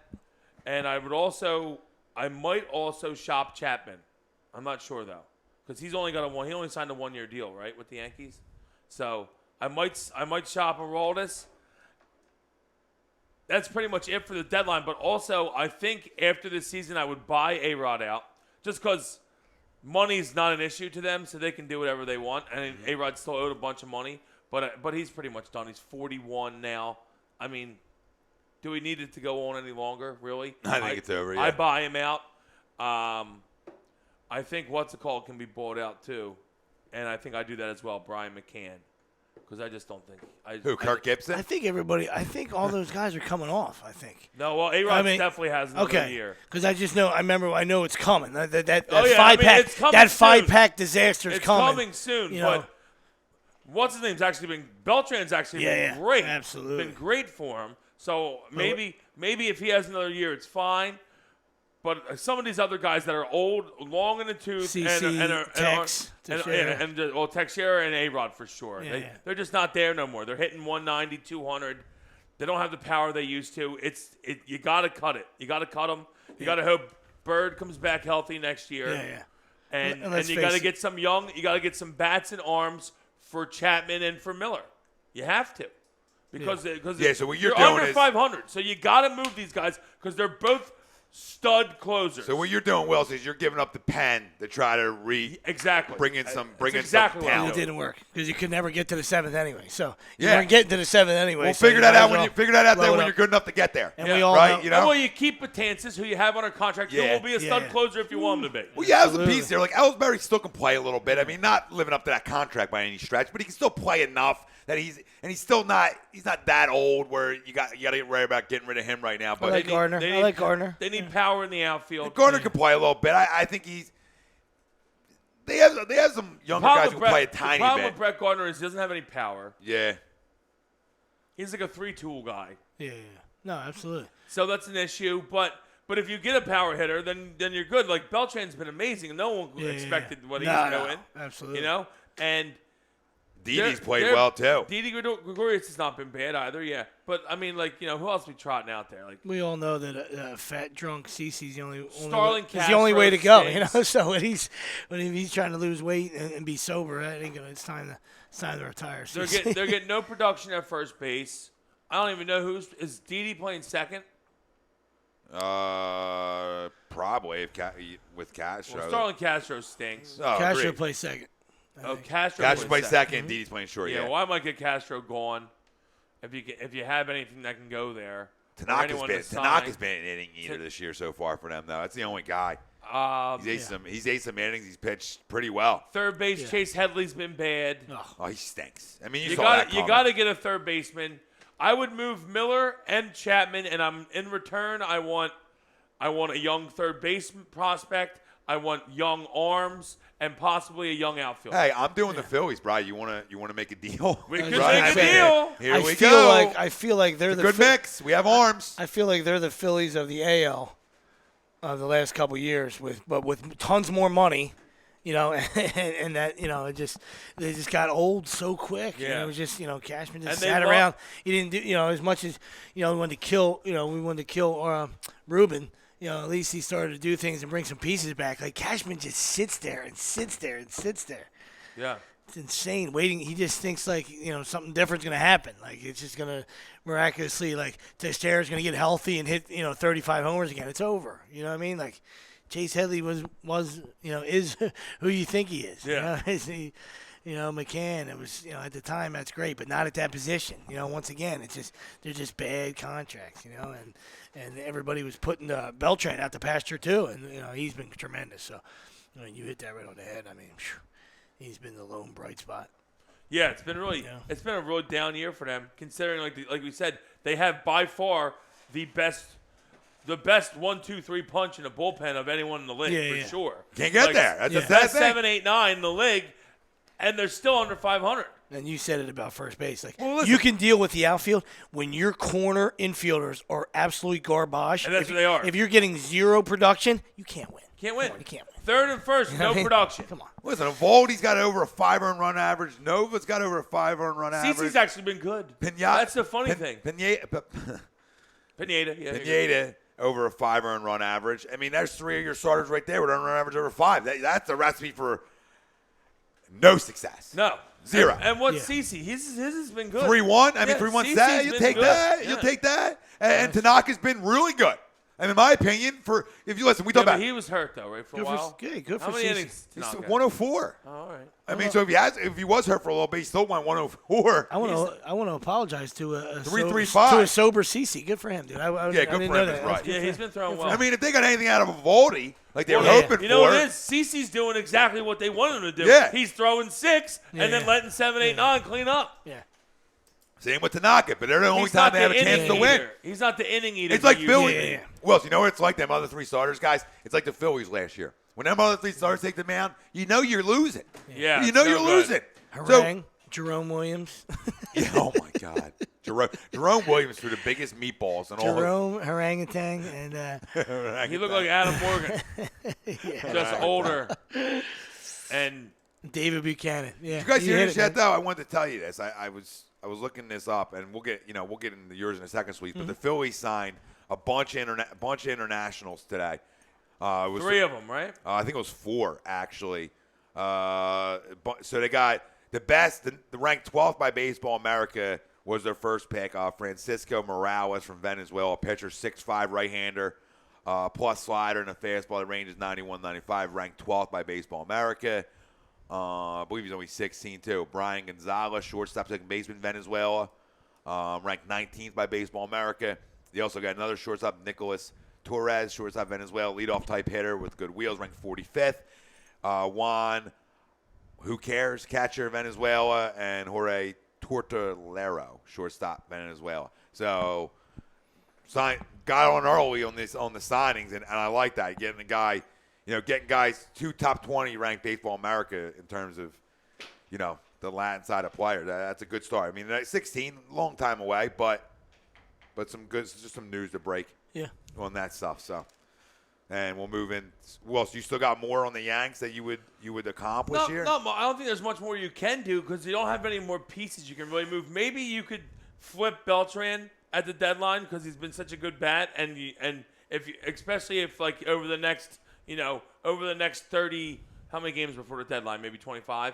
Over the next 25 games, 20 games, if you don't go 15-5 and get to like 7-8 games above 500, and you're still 10, 12, 14 games back, do you do it? I think I would probably try to swing him too because he's having such a great year. He's got like 19 homers, 50-something RBIs. I would try to swing Beltran and swing Miller and swing Chapman. I think Beltran's a good one. Yeah, I agree with you. I mean, listen, you picked a tough one. In the sense where like I feel Cashman has done such a horrible job that you got to blow it up. You got to blow it up. You know what I mean? Like it just, you just got to, like you said, you hope Bird comes back, and you just got to, man, it's not pretty. You know what I mean? You talk about a team saddled with awful contracts. You know what I mean? And just old guys that just can't play anymore. So it's tough. You know what I mean? So. Godspeed to Willie. Picked them. I thought that was some real good points and some good ideas. Well, thank you, sir. It doesn't happen too often with them, so when it does, take advantage of it, Brian. Take advantage when you get some couple compliments. Take your shots. Oh, so listen, they're going to sign over a dozen. I'm sorry, we were talking about 4 that they already signed. I mean, actually, that was more than 4, but they're talking about signing more than. We'll add more than a dozen new Latin American prospects when the international signing period for 16-year-old players begins. And so they're expected to play in the Dominican Summer League before the team decides on advancement. But Franco, Galvis, Hernandez, Naris, Ruiz were just a couple of the homegrown guys that they got from the Latin American program that they're running here. And let's see. According to multiple baseball sources, this year's group of Phillies Latin American signings features 5 standout prospects from Venezuela. 3 of the players were rated in the top 50 in Latin American by Baseball America. So I like when they go over there. I'm a big fan of it, and they stuck with Venezuela, which was interesting. Bobby Abreu territory. Well, Bobby Abreu territory. Yeah, he's a Venezuelan, right? Yes, he Same is. thing with Chooch. Venezuela. Yeah, it's like 2 top 30 players. Yeah, that's what they did. Well, 2 top 20 essentially is what they did. Yeah. So sweeps. Who's your team that you're putting the GM hat on for? I took the Indians. So I'm going to start off with what I wouldn't do. All right. The biggest thing that I'm not going to do is get caught up in the whole Cavaliers parade and all that excitement. And what I mean by that is like, to try to like. I'm not going to trade my stud prospects in the, Clint Frazier, Bradley Zimmer, to try to win a few games and maybe, win a playoff series or something. The excitement's there. I think we're a few tweaks away, that we can do this, So I just wanted to make sure that, I wasn't going to sell, gut the system for, for a few rent players. All right. So I just want to make sure that was number one. But now, what we're going to do, we're going to try to add a power bat, guys like, guy like Jay Bruce, maybe Ryan Braun. I don't know if we can afford them, possible, money wise, I don't think we can afford them, so the next best guy who's having a monster year that could fit into the mold of what we're trying to do here, in Cleveland is a guy like Josh Reddick. Josh Reddick having a great year. We don't have to give up too much for him, and especially, we're talking about that. We've got some good some good outfield play.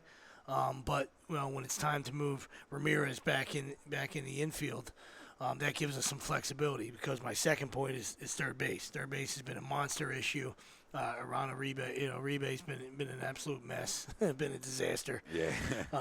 And like I said, if Brantley comes back, or we're able to sign like Reddick, Bruce or Braun, any one of those power bats right there that, the Ramirez, kid can go to, settle in and play every day at third base, and do a fine job right there. If we're looking outside, if we want to try to fix it outside there, with some veteran guys that I think could be available at the deadline, especially since we talked about their failures, a guy like David Freese. I think the Pirates, they still haven't given up on the wild card, but he's had a good year for them, good productive year. Not power year, but just pretty good production. And a guy like Martin Prado, who the Marlins are playing well right now, but we all know what the Marlins are capable of. At the phone, they're always answering the phone. So there's just two veteran presence right there at third base. If you're not ready to bring Ramirez back in, and the last thing I'm going to do, I'm going to try to strengthen our pen. They kind of need a setup guy. In the setup guy now. You can call the Yankees. Call Will Sup. I can call Will Sup and look to strengthen the pen. But a couple names, like Ryan Madsen. There's a guy who's doing good things in Oakland. Has closed before, but really settles into that eighth inning role.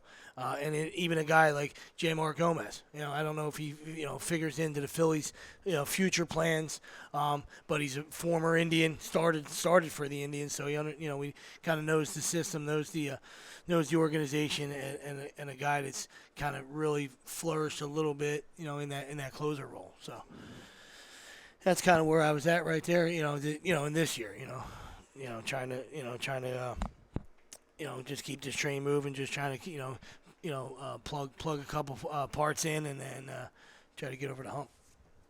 I like it. Not too much because you're trying to stay a little status quo and more, worry about, don't give up the farm to win a series and all that. Too many teams do it. Yeah, because we're trying to be realistic. I mean, we're on the radio, so we can easily say like, "Hey, go get this guy. That's awesome."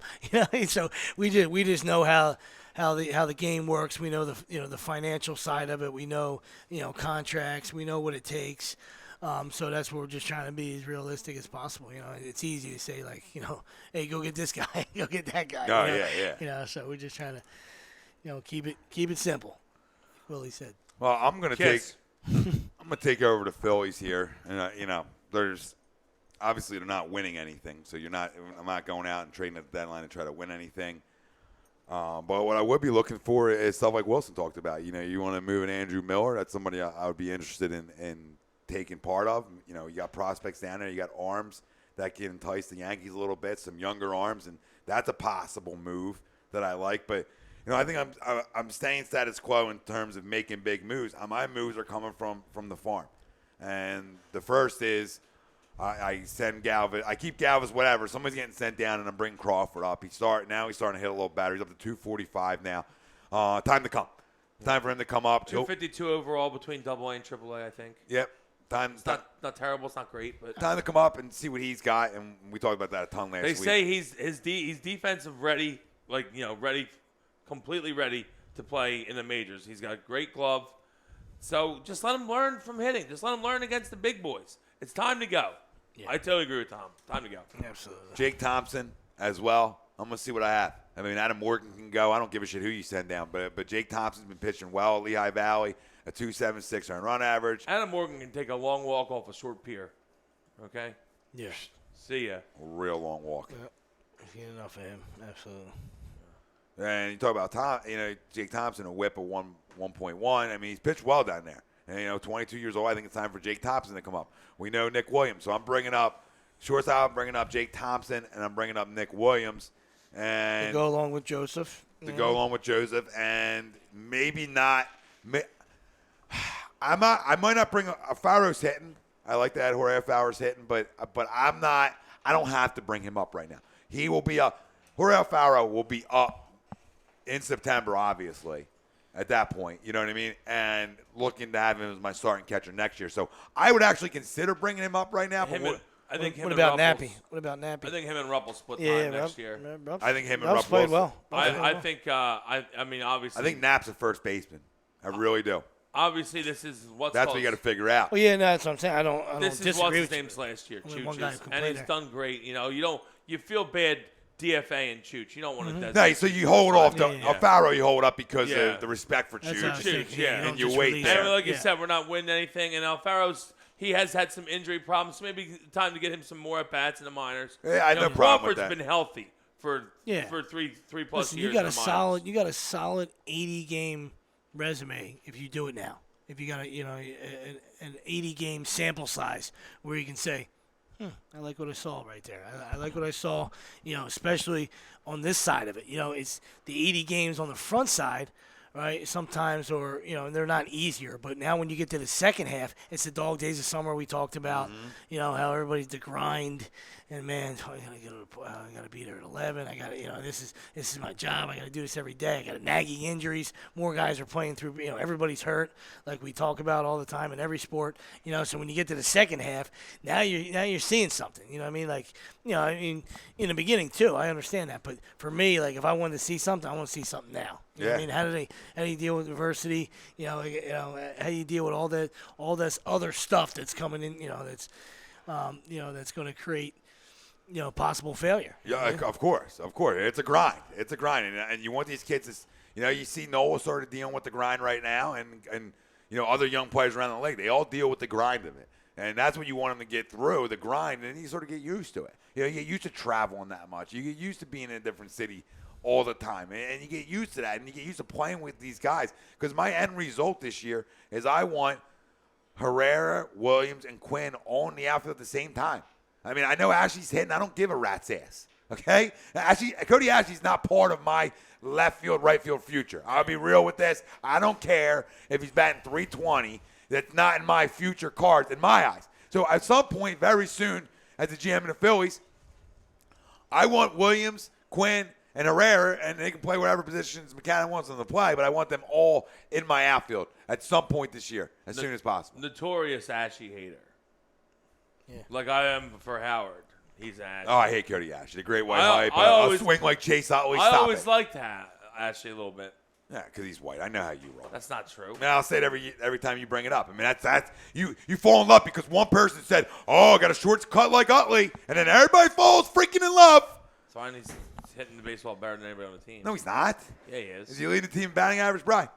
He's No, he's still not. hitting, he's hitting the baseball better than your love Dude, child. he's played like your 3 love goddamn child, weeks, Odubel. you idiot. He's played like 3 weeks. Look at his dude. First off, for playing only 3 weeks, he has a ton of extra base There we hits. go. Crowning Your Cody boy Ashley. Odubel's got 8 doubles. I can't believe we're crowning Cody Ashley right No now. one's crowned him. I'm saying he's playing well. I'm not comparing him to – you said he's best hitter on the team. All He I'm saying is. is he's not. He is. He's not. Stop. Right dude. now, he's best hitter on the team. Stop. I can't. Just can't. That's I fine. can't. Go bat flip a single, dude. Dude, I don't care about him throwing his bat out when he's Either running. do I, but he's still – Ashley's hitting better than him right Okay, now. okay. So Cody Ashley's more in our future than Herrera. I got it. Sure. I got it. I got your love for him, dude. We got it. You can have the argument. You can have that he's better than Herrera if that's what you're looking for. this He is- said it right now. Yeah. I know. I don't agree with See, right now. This is Oh, no, I'm not saying. This you- is probably how 87 he acts on 87 Saturdays, and this is why people think he's a bad ump. Okay. 87 at bats. We're crowning now. 87 goddamn at bats. And How it's many crown extra city. base hits? Dude, I don't care. Well, just look at it. You got it up, obviously. Yeah, I got it up 11. Whoop-de-doo. He has 11 doubles. In 87 at bats, he has 11 Crown. doubles. How many homers? 2. So 13 extra base hits and 87 at bats. Crown. That's decent. Crown. We're It's always decent. quick to How many has your crown. boyfriend got? What? Doubles? What do you want to know? He's got 9 homers, 9 doubles. 9 homers, 8 doubles, 2 triples. So he has. And he's stolen 12 bases. So he has 19 extra base hits compared to Cody Ashley's 13. Dude, they're different types of hitters. Are Times you the kidding amount me? Of at-bats. It's a different type of hitter. 3 times the wow. amount of at-bats. Wow, you're just clueless. I'm just giving you out. Wow, you're really going going to do this. I don't- You're really going to Facts. sit here and do this. Tossing You're- facts at you. Yeah, your facts are They don't even play irrelevant. the same position. So what are you doing? All I said was Cody Ashley has been hitting the ball best Yeah. on the team, and then you lost your mind. No, I didn't. Kind of like when someone makes a tidbit comment on Saturday, and then you lose your mind when you're behind the dish. I didn't lose my mind. I said that he's not in my future plans in my outfield. I don't care that he's hitting right now. That was my point to you. And you rebuttal, but he's our best hitter. Fine. I'm saying You're saying a lot. He's and playing it's not making a lot of sense. the rest Go ahead. of the season. Cody Ashley. Okay. Roman Quinn's not ready. Who's got the goddamn GM hat on right now? Me Well, you or you? shouldn't. I let you GM your team. Guess what? I'm ownership, and you just got fired. This is a problem. Dude, Cody Ashley does not stay on this team for me. He can go somewhere else. I want Quinn, Herrera, and Williams to play in the outfield this year together. This year? Yes. That's what I'm doing. I don't care to you about 287. Go have a seat on the pine, babe. All right? Because you're not in my long-term future. Or I tried dealing him. Team needed third baseman. He used to play third. Say it. I don't even know where I was at. I don't even know where I was at with my GM hat. Yeah, you're right there. Trying to be. You're going to deal somebody, though, right? Because number one pick's an outfielder, too. Well, you know what I'm looking to try to do? And I'm not saying he's going to be, the next Harper. Hopefully, I'm just saying. Hopefully it's a doable. Yeah. Well, Quinn can play. Quinn can also play infield. So. Yeah, well, the kid that we just drafted is going to be our center fielder in 3 years. That's fine. I have no That's just problem with guaranteed. that. I have zero issue with that. I hope he's our center fielder in 3 years because it makes your outfield deeper. And I hope Herrera's playing left, and I hope Williams is playing right. And if Quinn's ready, then we'll go from there. But we haven't seen Roman Quinn in a major league uniform yet to determine if he's better than Herrera, and we haven't seen. Obviously the kid we drafted is going to be playing center field. He's going to get that opportunity. Well, yeah, of course. That's the key word. You don't know what he's going to do. But you don't even know that he's definitely. When he comes up, we haven't. The scouts haven't seen. He hasn't played down there essentially yet. And maybe he's better converted as a right fielder. We don't know. Maybe he's a better left fielder. Maybe he's a center fielder. I don't know. None of us know that for sure yet. But he's going to play an outfield spot. Plain and simple. If it's center, fine. Listen. I know you're trying to get Herrera off the team in any way you can find it, but he's going to be on this team. I'm not trying to get Herrera off the team. I'm saying he's too good of a player. He is off the team. He's too good of a player to want to get rid of him. I don't understand. I hate his guts. I want him gone tomorrow. All right. Well, that's not happening. I'm going to try to make a move for Andrew Miller here, and Cody Ashley hitting the ball. Maybe you throw him in the mix. Get rid of him. But, maybe Andrew Knapp's a guy in that conversation because he's your second catcher. Yeah, he can play a little first, or maybe it's Joe. Maybe it's you try to package Joseph in this move with an arm. So there's some things you can do that you'd be interested in doing to free up some of the, how deep you are down there. They're going to want an arm. They're going to want an arm, and there's arms down there. Oh, yeah, absolutely. Yeah. So you're not. I don't think you're going to get. To me, I'm not giving you Thompson. No. So I might talk Lively. I'll talk Lively. I'll talk Knapp. I'll talk Lively. I'll talk Asher. I'll talk any of those guys you want to talk. Listen, would you do I'll Lively? talk Eflin. Would you do Lively and Knapp? And you might have to throw in a pro. I was going to say they won't do. You Lively probably have to and throw Knapp. in a pro player. Yeah. Real quick, you're going to have to still throw in a pro player too. So looking through who's They're not going to want a pro player.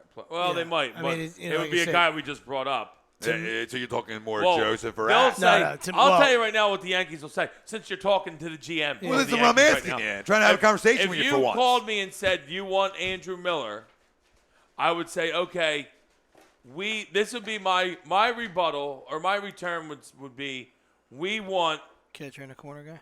we want Vincent Velasquez, Jorge Alfaro, and Cody Ashley. Wow. And you would say, no, we can't do that, and then it would be back and forth. I don't have a problem putting Velasquez in the deal. But then you're not going to get as much. I have a problem. Then you're not going to get it. But then you're not going to get as much on the other end. Like if Velasquez is going to be in that deal, then I'm taking one of the other guys off the table and putting in a lower tier prospect.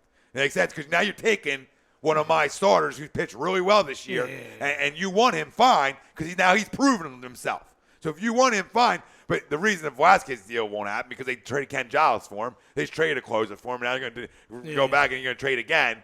So, but I'm just possibly. saying that. I feel that I Velasquez. think that's who the Yankees would ask for first. But I agree with you trying to move Knapp instead, though. Yeah, Because yeah. Joseph shows you. I mean, it's still a small sample size, but this dude's going to hit 30, He's got 35 pop. homers. Yep, You know got what I mean? pop. Like, No question. Completely agree. Yeah. The average thing will come. I mean, Yeah, bat yeah, 218 doesn't completely concern me right now. It's not enough at bats anyway. Because Yeah, he just has some, some lasers. I mean, listen, And Knapp's a good player. Knapp's a switch hitter. I love He's it. been a bit of a slump right now, Tommy. That's all that is. It's going to happen. I mean, he was hitting 280 when he had the 9 homers, and then he's this little slump. He might hit like 6 more real quick and be up to 265. You never know. Absolutely. The GM thing was fun. Now, in the all season, what I'm looking to do, well, now somewhere I want to add myself a veteran player. Okay, somewhere, and that's going to be a tough thing to find out where, right? So I'm looking at second base as one of my open positions for this baseball team. If you don't put Freddie there, hypothetically, right? And I can go in next year with Freddie playing second for me because now he's starting to become a veteran. So there's a couple options. I can go Freddie at second, or I can go out and look outside the organization for a starting second baseman. Now, we all know that there's not a ton in Major League Baseball that, one, are going to be available, and two, that are worth bringing in. So I think I might just leave Galvis as my second baseman starting next year. Crawford is short. Franco, Joseph, Herrera, Williams, and Quinn. And there's my starting 9 going, there's my 8 going into next year. And Thompson's up this year. And outside of that, arm-wise, guys, I'm not ready for Appel yet. I'm not in a rush for him. Well, he's not going to be up because he's out for the year, so he definitely won't be up to. Oh, he was struggling anyway. That's what I was looking at. I didn't even realize Yeah. he was out for the He's year. hurt? I'm not one to Yeah, lie he about just- it. he I didn't just- realize he got hurt. He just got surgery. Oh. Yeah, these guys know what they're doing. I'm trying to look at some other possible arms I would like. Eflin at some point I would like to see pitch in a big league uniform. He's in AAA. Eflin's pitched well, 2.9. Well, Eflin's His whip, sweet, big whip guy, 0.8. Eflin's been pitching for the Phillies. So, He's been up. Yeah, what am I doing, dude? nothing. I'm producing. I'm looking at names. Ben Lively's the one you're talking about. Lively. He's had a really good year in AAA. But Lively's the one. I'm sorry. I don't know why I said Eflin. Lively, I like to see up because then you're starting to work all of them up. Then you got Eflin up already. The next step, which is funny, Eflin went up before Thompson. What's going on? But I was surprised with him and Lively being the same age and how well Lively's been throwing that they went with Eflin over Lively. Maybe they just see something in him. well, when Lively went up More to mature Lehigh or Valley, Makeup. he hasn't Yeah, pitched his makeup. as well. Makeup's different. The jump in he jumped. He was crushing in Reading a 1.87, 7-0. Went up to Lehigh Valley, 3-2, a 3.86. So Still not bad. still not bad, but I think he's real close, and he'll be up in my rotation before the season's over, as well as Thompson. So then you're looking at the rotation of this is what I would do: Nola, in any order: Nola, Velasquez, Thompson, Lively, Eflin. Disagree with that, boys? No, I like it. I needed Lester to get shelled today for fantasy, and he just let up 5 in the second. So everyone loves that, even though the Mets are smoking the Cubs again. Again, which is I phenomenal. like where your head's at. I mean, I'm fine. We talk about the youth movement, and I think this 80 game, this second half would allow that, allow you to see what they're made of. So that's the key for me. I mean, another year of, or another half season, in AAA or AA. To me, that's just a waste. So they moved. So You know who? So Nick Pivetta, that they got from Washington, the Papelbon trade as well. He's in Reading. I thought he was more of a reliever. They have him as a starter now. Just interesting. I thought Pivetta was more of a relief pitcher. They even have him listed as a relief. Whatever. There's another name too. Another arm touch throwing. I know throwing well. we did the teams that we were GMing, but just as if any contender out there, I'm not going to pinpoint a team, but if you're looking for a starting arm, which a lot of them will be coming up at the deadline, I personally would make a big play. Granted, you're going to have to give up some for him. I'd make a big play for Chris Archer because Tampa, Archer's not having a great year. Tampa's historically will deal guys. He's not very old. He's got a good makeup. He's had great great stuff and great he's- years in the past. he's He's a legit ace quality pitcher, and I think you could get him for cheaper this year than you ever could. That's who the guy that I'm focusing on if I'm a team looking for a starter is Chris Archer. Yeah. No, it's I like another name for the Phillies that you have to freaking consider through this process. There's a guy who's playing in Reading right now with 23 home runs, and that's Dylan Cousins. You know, about 282, 23 jacks. I mean, big kid, too. Cousins and 6'6", 235, left-hander. Reese or whatever. You said another kid, somebody else is raking down there? Is that what you said? Cousins and the other dude they both lead the league in home runs, right? They're both at 23, I think. Is it Hoskins? Reese Hoskins, right? Reese Hoskins, first baseman at Reading's got 22 jacks, and he's batting 289. I mean, the talent's coming. I mean, there's so much. I mean, I'm looking through everybody right now, and now I'm thinking, do I bring up that guy or should I bring up this guy? I mean, there's, you know what I mean? Cousins plays the outfield, right? Yeah, Cousins plays the outfield, and Hoskins plays first. Here you go. First base, Hoskins, right? Wonder if we can. Yeah, I don't know how big. See, I don't know the size of this Hoskins dude. Cousins, I've heard of. Hoskins kind of come out of nowhere, I feel like. Well, Hoskins has always been ranked a higher prospect. He's 19 in the organization, so. I really? mean, 6'4", 235. Cousins is Big another outfielder. Yeah, another And one. that's what makes you scratch your head even more about the number 1 pick. Yeah. I mean, I understand. Like, They don't trust in some of them down here. I mean, Cornelius Randolph, I'm forgetting about another one. He's another outfielder. You spent a first-round pick on him as well. So, I mean, who? Yeah, but he was a shortstop when we picked him. Yeah, but converted outfield. They converted him to outfield. I mean, his glove's not good enough for short. yeah. Yeah, exactly. Didn't even give him a chance. And Right away. I mean, he's didn't give him a chance to fail. No, that's not what it was. I'll tell you right now, that's not what it was. I'll tell you exactly what it was. You just spent a first-round pick on J.P. Crawford as a shortstop, as your organization. But that's not it, though. So you have a chance to think your shortstop is You your could have best moved him asset. to second. Yeah, then you move him to second. You don't move You a move shortstop to outfield when he's a first-round pick unless his glove's not good He enough goes to to play second short or in the third pros. first. He goes to Listen, second you know or how third. tough it is to play short in the pros? You can be a great fielder in high school, college, and not good enough to field in the pros. I completely agree, but part of it is, like you said, Sure. maybe not good enough to field it, but an easy transition. Your best athletes in high school usually your shortstops, so an easy transition that you have a first-round pick on J.P. Crawford, who's not top prospect in your organization. You can't sell it to a goddamn fan base drafting another one. I know. Unless but you're converting. You go to second or third first. You don't go right to the, Well, you're not going to third either Disagree. because then you got another pup. Well, how do you disagree with that? I can't. Because me and Sweeps just gave you facts. No, you didn't. I just gave you a fact, too. It's the other side of the argument that you guys don't want to accept. I accepted yours. I accepted yours. I sat here and accepted. I accepted. I accepted.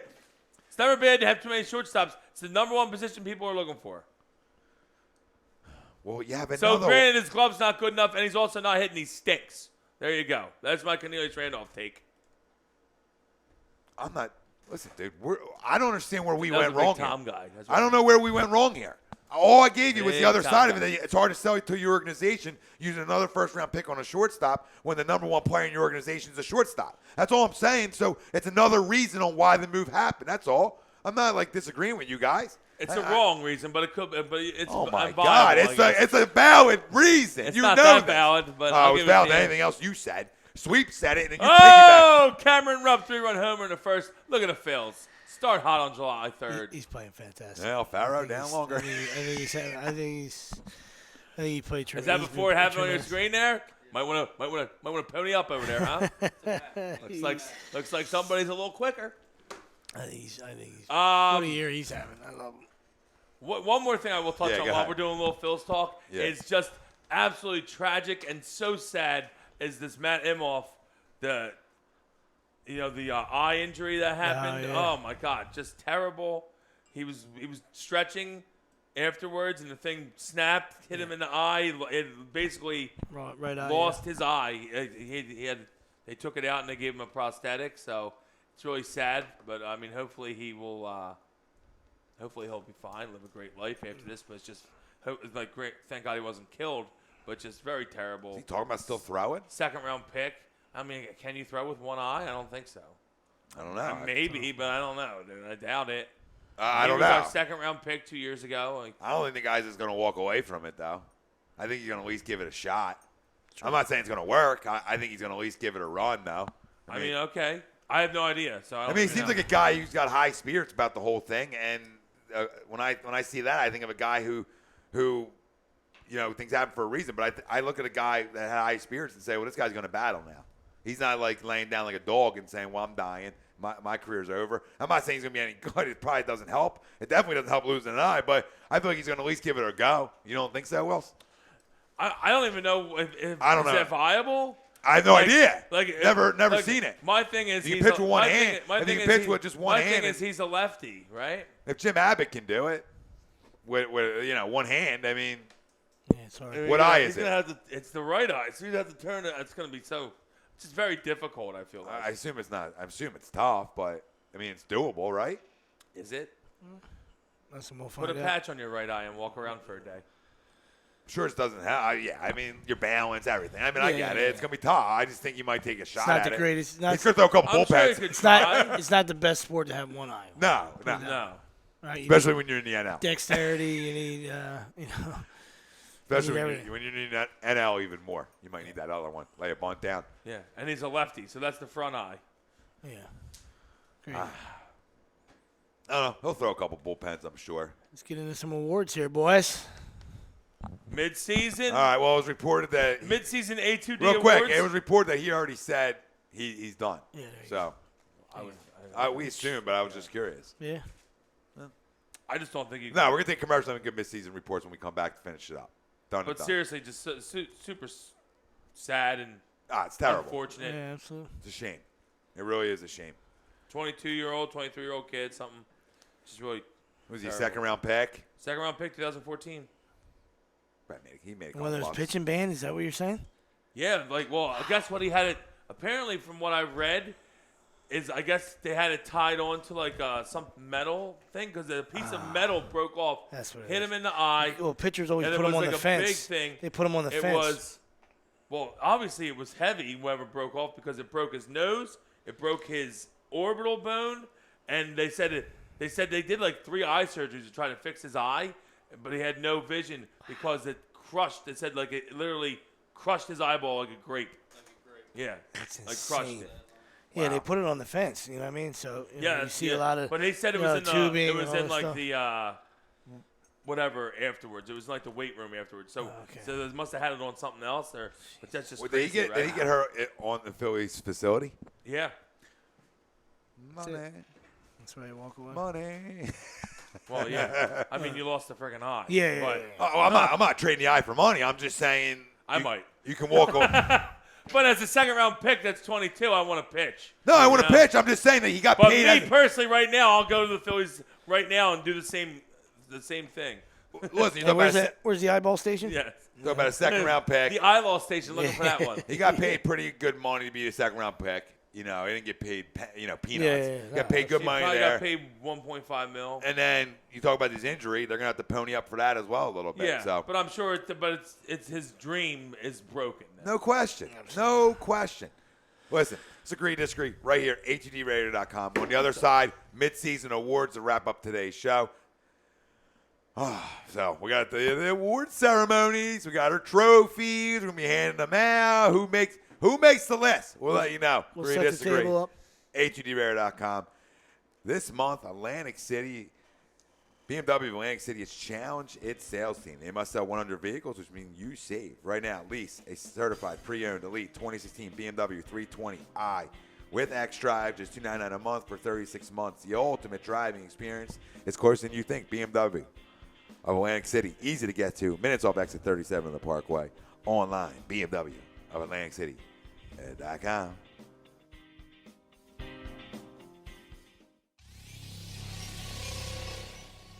You're listening to the worldwide leader of Real Talk, A2DRadio.com.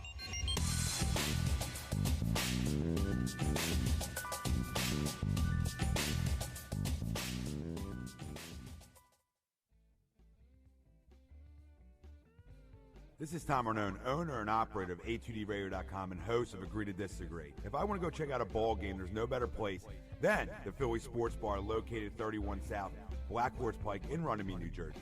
With over 40 plasma and HD TVs, a brick oven, a 2-story deck, the sports bar has surpassed everyone's expectations.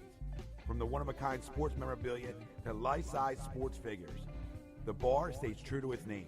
The Philly Sports Bar will provide quality service along with outstanding variety of the finest liquors and well-known beers in a family-friendly environment while remaining true to what they are, the best darn sports bar.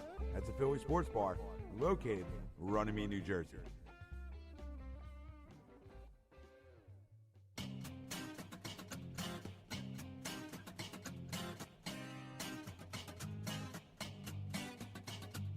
A2DRadio.com is proudly sponsored by Gibson Mayer LLC Certified Public Accountants. Gibson Mayer, located in Yardley, PA, is a leading accounting and business consulting firm with a proven track record of handling critical issues with expertise across many different industries, including construction, distribution, hospitality, manufacturing, real estate, service trades, merchandising, professional services, and professional athletes.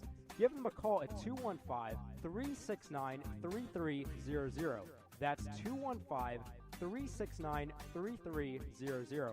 Your initial consultation is always free, and if you tell them that Tom and Mike from AM and the PM sent you, you'll receive 15% off all income tax services completed by February 15th.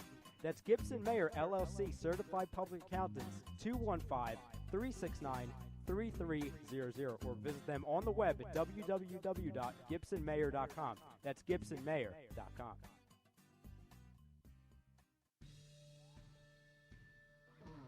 Hey guys, Rob Povia here from Fantasy Dominance Now and the Hockey Happy Hour here on A2DRadio.com. And I got a quick question for you. Is your home in need of remodeling? Well, contact Harry's Contracting at 609-638-6336. That's 609-638-6336. Harry Ernst is the owner, and he's fully insured and licensed. And his prices are so low, you'll think he's insane. Mention A2D Radio, and you get 15% off the estimate. And if you give Harry the job, tack on another 5% off for a total of 20% off the job. That is insane. Contact Harry Ernst at 609-638-6336 or email him at mrmustang02@verizon.net. Harry's Contracting. Insane home improvements.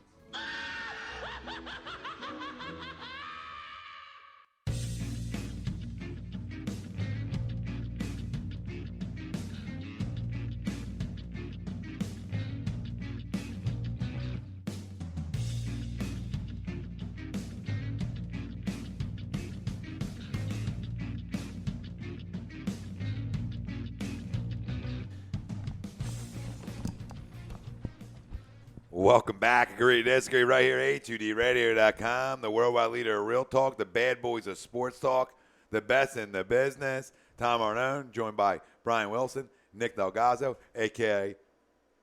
Sweeps. Do you have a nickname, Brian? Big Wells? I like Big that. Wells. We call you Wells. B-Dubs. Brian. Big fella. B-Dub. Monster. I have a lot, actually. Yeah, I've been known to have a couple. I have a couple. I love that, like, I get the, with your buddies who have kids, the worst name you want to have is Uncle Tom. You know what I mean? Like, nobody wants, don't call me Uncle Tom. So I like that. Jay's daughter, Natalie, Uncle Mun, which is phenomenal. Uncle Mun. Like, how do you get that one? Uncle Tom, though. No, you grow up. You just always got it. Like, we had such a good talk during the break, and when you come back, you're a jerk off. Did we have a good talk during the break? You were outside. You're outside. What? Well, you're outside sucking a fag down.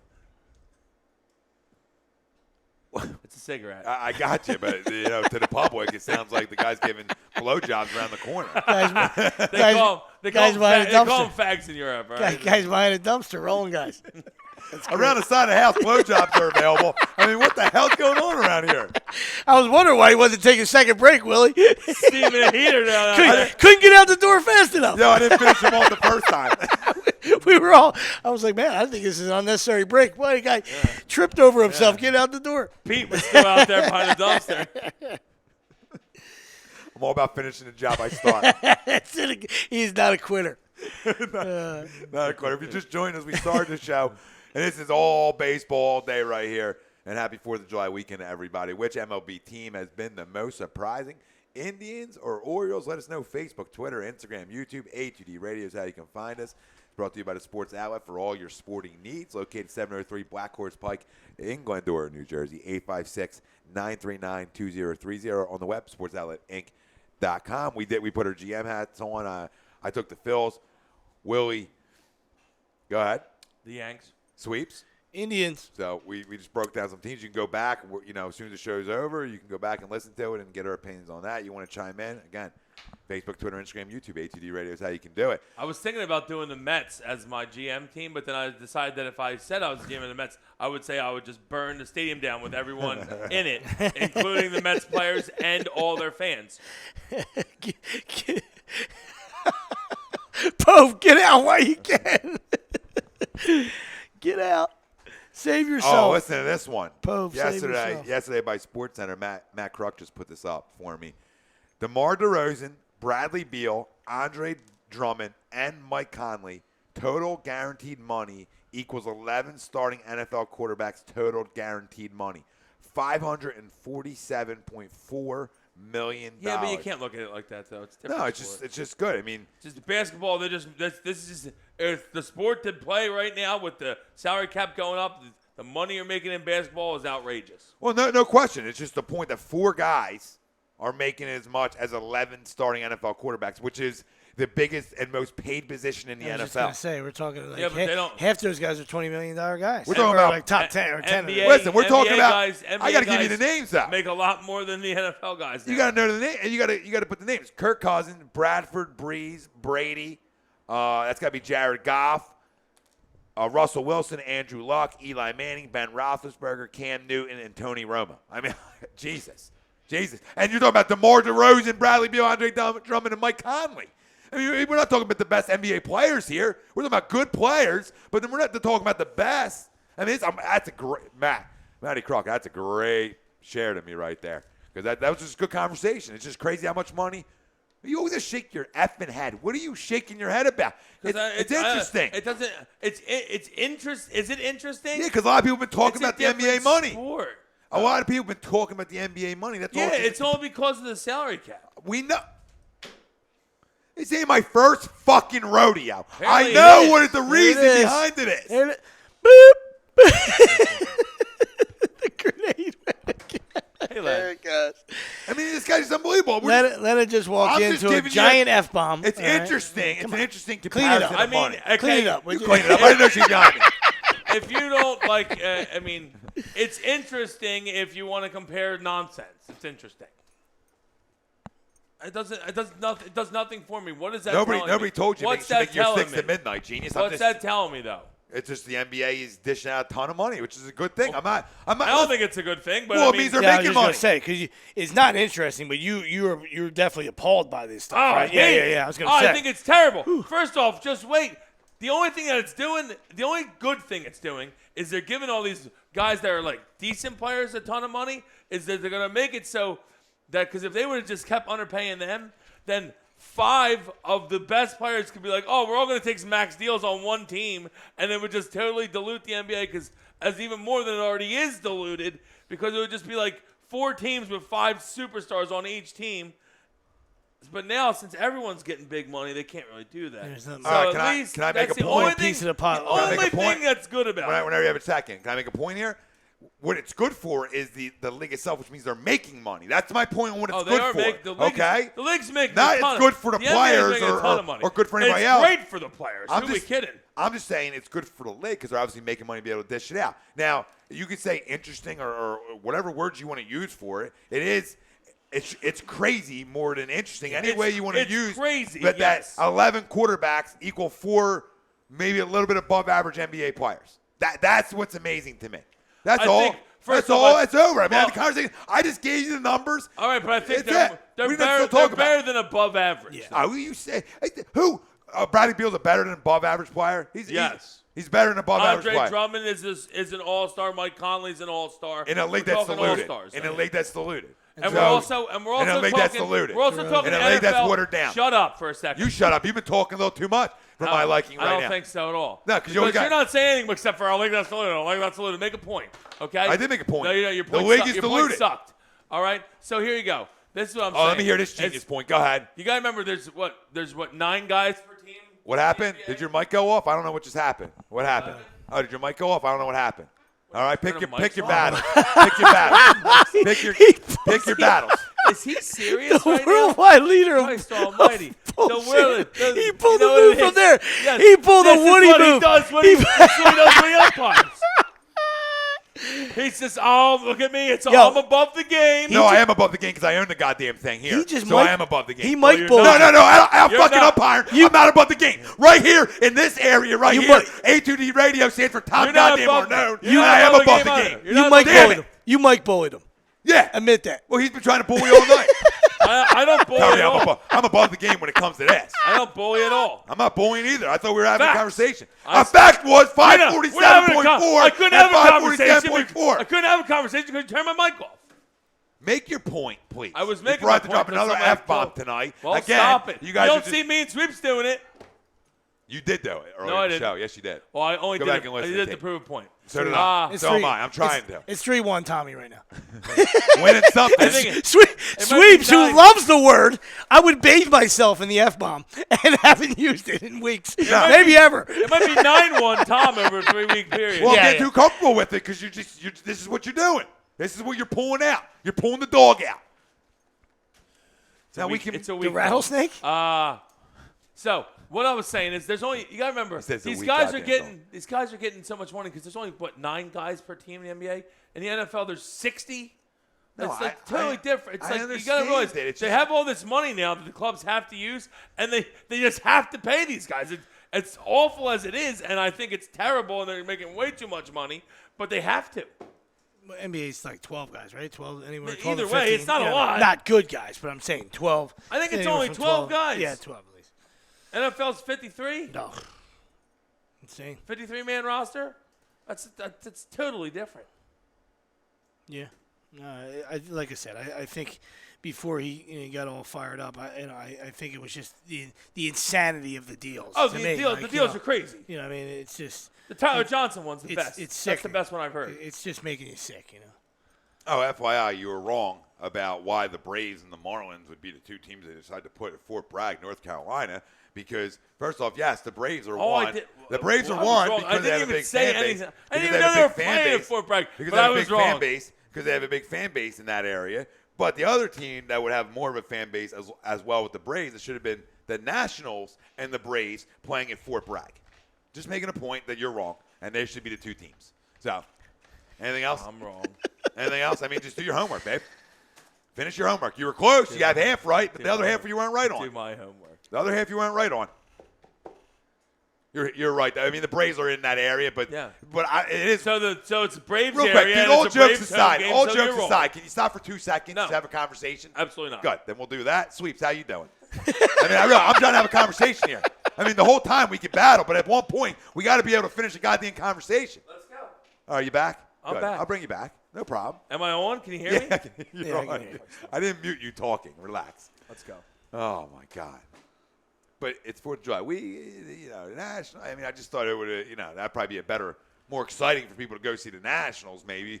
Harper, I don't know, than the Marlins. Well, listen, no one wants They're a to better see the draw, Braves absolutely. and Marlins anyway. But Yeah, I yeah. mean, it's just still it's a cool thing, I guess. I didn't even know they were having a game in Fort Bragg. I had no idea until you brought it up 6 minutes ago, and I just had to come up with some reason as to why they would be playing.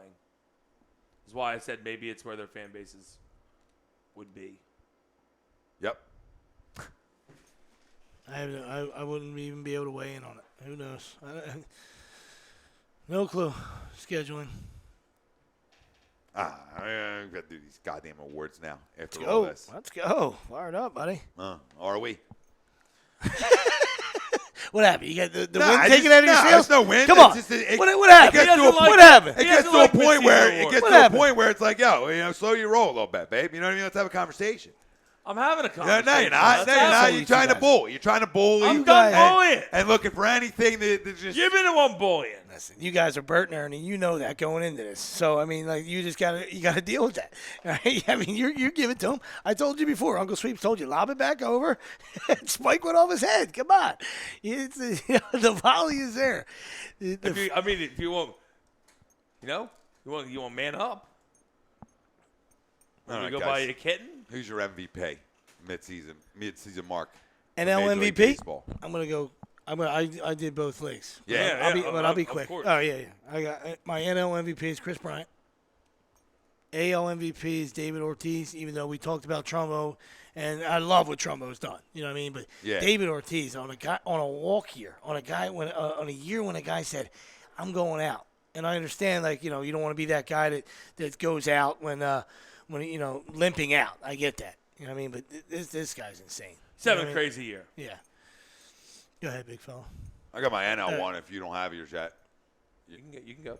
No, I like – this is crazy. I'll take some heat for this, but when you're batting 346 with 14 homers at midseason mark, you're raking the baseball, and the other guy on your team really, would be more the MVP caliber type player. This guy's playing way above what anybody thought.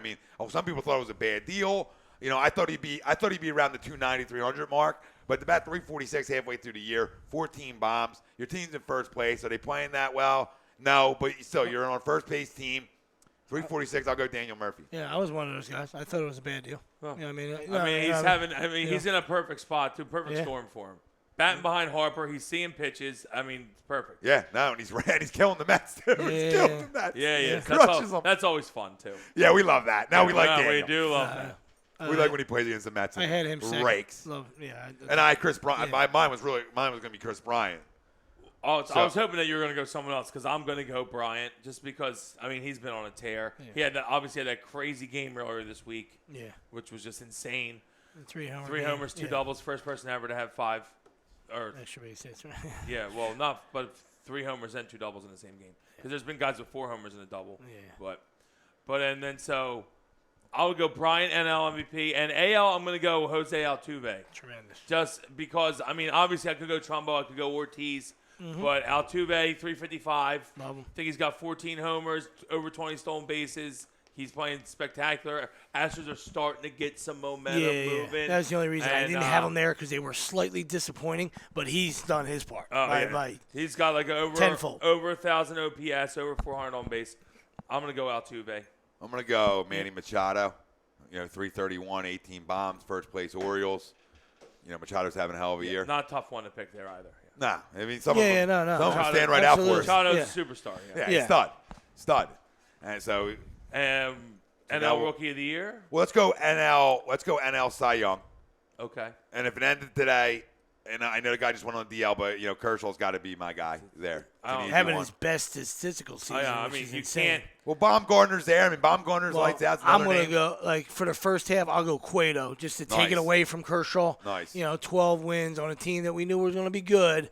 But I didn't like it. Well, I didn't like Samardzija as much as I did Cueto. Yeah. But I still didn't like what he did with the Royals, and and he's coming back to the National League, so we expected him to to be locked back in, but he's thrown. He's been incredible. Excellent. He's been excellent. Yeah, he's 6th in the league in earned run average, 6th in the NL in earned run average too. Leads the NL in wins. So that's a great name. So we got Kershaw, we got Cueto. Cueto's been amazing, but in my opinion, I don't see how it can't be Clayton Kershaw. Mm-hmm. He almost could be MVP. He's been that good. Yeah. And his I'm trying to see it real quick, but I'm pretty sure it's on pace for his best statistical year. Well, he is. And Cody Ashley just homered, by the way. FYI. Hit third next year. Okay, real quick. Put him in a 3 hole. Well, hold on. But this is what I wanted to say before we get into that. He has a .72 whip on the season, which is insane, and he has 145 strikeouts and 9 walks. Clayton Kershaw. Funsies. Wow. Yeah, wow. He's a comfortable at bat. He's a comfortable AB. Yeah. Real fun. Real fun facing him. AL, I'm going to go Danny Salazar right now. He's pitched well, got over 107 strikeouts, leads the AL in earned run average. Yeah, that's why I always come with 2 guys because he was my number 1, but throw out another name, I'm going to go Stephen Wright. Stephen Wright's been tremendous for the Red Sox, who were 4 games back. It wasn't for the Orioles. They're right there in first place. I don't care about price and all that money. This guy's been fantastic. Knuckleballer. The knuckler. Crazy. Crazy. Of course, you guys both. Go Cole. Cole's pitched really well for Texas. You know what? I will Rangers. go. I will go Cole. We'll get Cole out there. Go, No, go and with a Sale, guy. I mean, Sale came out of the box too. I mean, but they just went Yeah, they did. not to his. Altuve not to his sent him a yardo yesterday too. So I'm gonna let my MVP knock him out of the conversation. I'll say Cole. He's thrown well at 9-1, I believe, right? So yeah, I'll go Cole. Rookie of the year, gentlemen. And the Rangers have the best record. Yeah, rookie of the year. What league? Oh, we're going Don't out matter. first. For me, Can I it's go? I could have been. Yeah, go ahead, Brad. Yeah. We don't want you. Go No. ahead. I don't want this guy to keep losing his pick. And when you go last, you kind of get screwed. All right, take it on. Trevor Story has to be right. I mean, there's like other guys, but I think I would go Story. I'm in the same realm as you. I got 270, Corey 17 Seager homers. and my boy It's- Diaz. it's Diaz still- has been incredible for the Cardinals. Seager considered a rookie this year.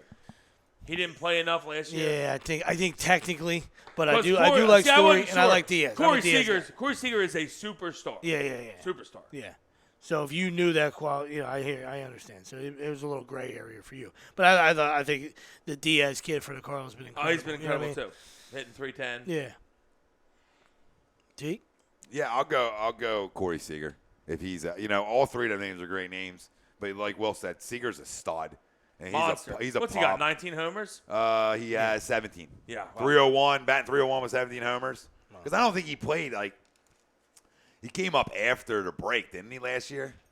Seager, it More was right. it was, playoff time. it More was- playoff Was time. it more? Well, Yeah, he more played like a lot in the playoffs, but I'm saying I think he came up August. right around the break or right around the trade deadline. So end of July July, yeah. probably makes him so eligible for Rookie of the Year then. I don't know if he was. I don't know if he got the at-bats. Oh, I mean this No, year. this year, yeah, Oh, yeah. Yeah, so yeah. Well, any of them three are great names, and we'll see who takes it further moving forward. Who puts their stamp on it essentially. Yeah. So, AL, what do you guys got? Well, apparently Ashley just hit a blast because I'm getting texts like, "Wow, did you see You that want to go ball?" first again, Willie, or no? I mean, Sorry. Love it, Lions. Love it. AL. No, I'll go last. You go ahead. You can go first. I guess for me, the best team in the AL is the Rangers, so it's got to be Mazzara. I mean, it doesn't have to be, but no more Mazzara's been an animal. Especially they got a young core, but I would land on Mazzara for myself. Tommy. No, let's go ahead. If you got one, go ahead. I got another one too. If you guys don't use them, so I'm curious. steal. Did give them some props. let me say? See, I do like Nomar Mazara. He's been good. I don't want to use the same guy he used. I'll go. Man, I don't know.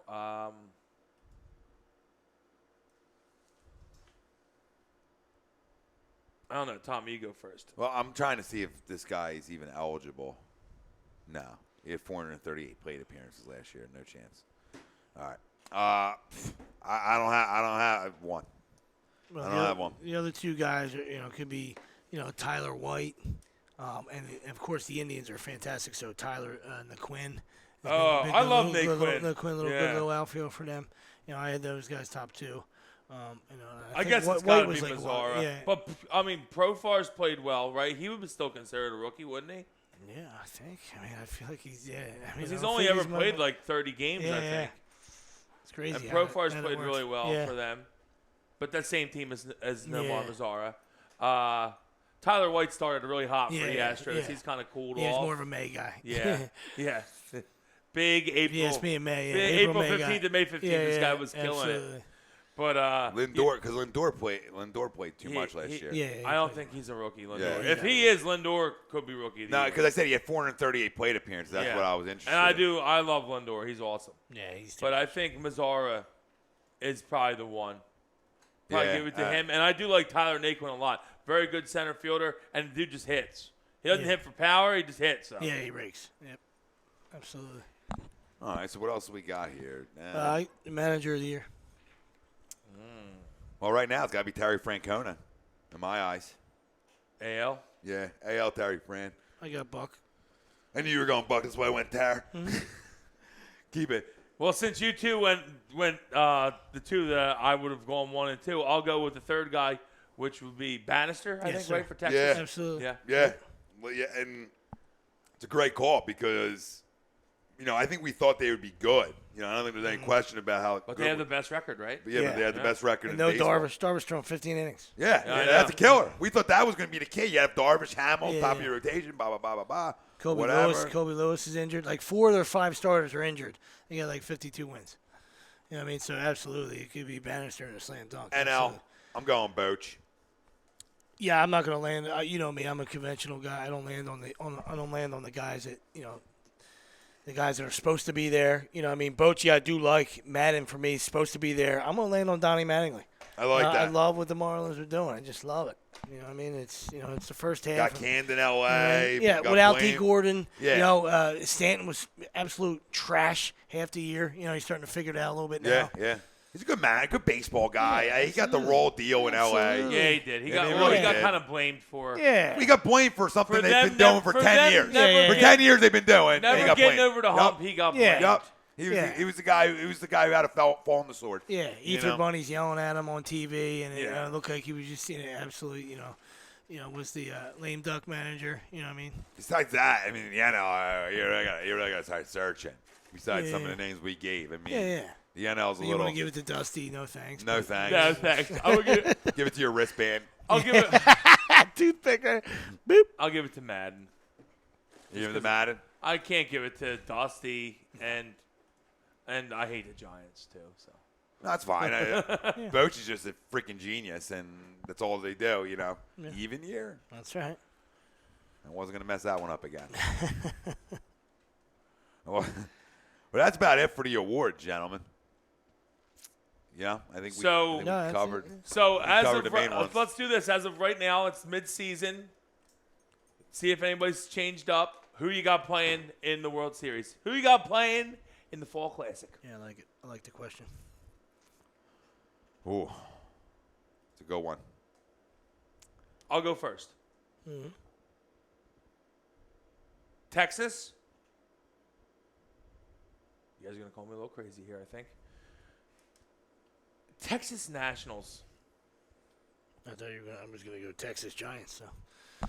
I was going to go Texas Giants. only because I'm putting the horns on the Cubbies. Trying to put the horns on the Cubbies. Well, Texas is American League for me. I just think that Texas is really good. Yeah. It's going to be tough. I mean, the other two guys, like you said, like once you get past the 2-month mark, that mean those Especially the if Orioles Darvish and Indians comes are back, for too. real. Yeah, exactly. Orioles and Indians are for real, but they have enough. I don't know. And are they Orioles going to don't make any have moves? enough pitching, and Indians don't have enough hitting. Yeah, are they going to make? What kind of moves do they make at the deadline? Does the guy listen to me? I put on my ad today. Do you listen to me? The Orioles, I'm telling you right now, the Orioles, that's the team. Like I was saying earlier, I would go after Archer hard. Yeah. You need that top of the line guy. Yeah, it's tough in the division, though. I mean, I love where your head's at. And I love the Oh, name. if I'm the I'm saying if I'm for the them, Rays, though, you know I'm what I mean? telling them, oh, you want Archer? F off. Yeah. That's great. Yeah, absolutely. But no, that's I kind of Pretty consensus with pretty consensus. We both got all three of us got Texas. We have one Washington, and me and Wilson had Washington. Me and Sweeps had the Giants. It's just well rounded, like as too opposed good. to last year where the Blue Jays just bludgeoned you. You know what I mean? So we didn't really like them. We didn't like their act or anything, but they just bludgeoned you. You know what I mean? That's why they were the consensus, and then they picked up Price and little Renna guy there. So we just kind of thought the road they were going to just end up on that side, and they. Be careful. The Royals are still out there, and they obviously play well down the stretch. They have for a few years now. So. Yeah, King just went on a DL. They're dealing with some issues, but Yeah, they are. They are. Long season left, though. Long season. Absolutely. Very long season. Also losing 4-0 to the Phils right now. Absolutely. What's this, the homer? Christine was listening early. She's, said Wilson has a beautiful singing voice. That's a flat out lie. I've been called That's my song. I've been called the songbird of my generation. Because I listen, couldn't have been a better time to have the show because Of course, Bianca was taking a tub and decided to shit in the tub. So there you go. Oh, Atta girl. hey, Bianca left the floater. What are you doing, young lady? Oh man. Happy 4th. Couldn't be a better time for Cody Ashton to go yard after the argument me and Tom had, too.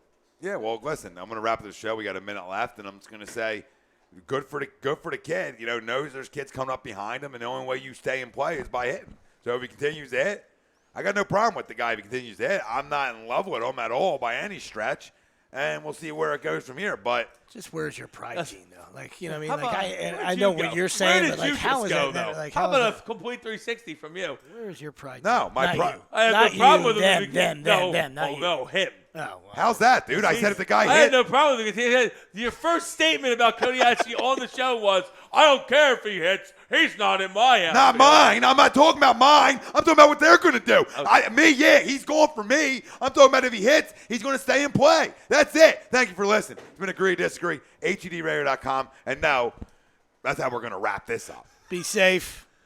Yeah, everybody. Enjoy yourself. Don't drink and drive like no one of our Jason co-hosts here. Pierre-Paul's going on Yes. out there. Be Okay, safe. fireworks belong on the ground, not in your hand. Your head. You said it. Barbecue it up. Yeah, listen, and don't drink and drive like maybe somebody in this room might this weekend. Everybody else, call the Uber and let them pick you up and let them handle it, all right? For Tom Arnone, Brian Wilson, Nick Delgazzo. Love the new studio, people. Love it. Thank you to Lang City BMW, our show sponsor. You can find them at langcitybmw.com is where you can find them. Thank you, everybody, for listening. We'll see you next Sunday. Peace. You're listening to A2D Radio. A2D Radio. A2D Radio. At A2DRadio.com.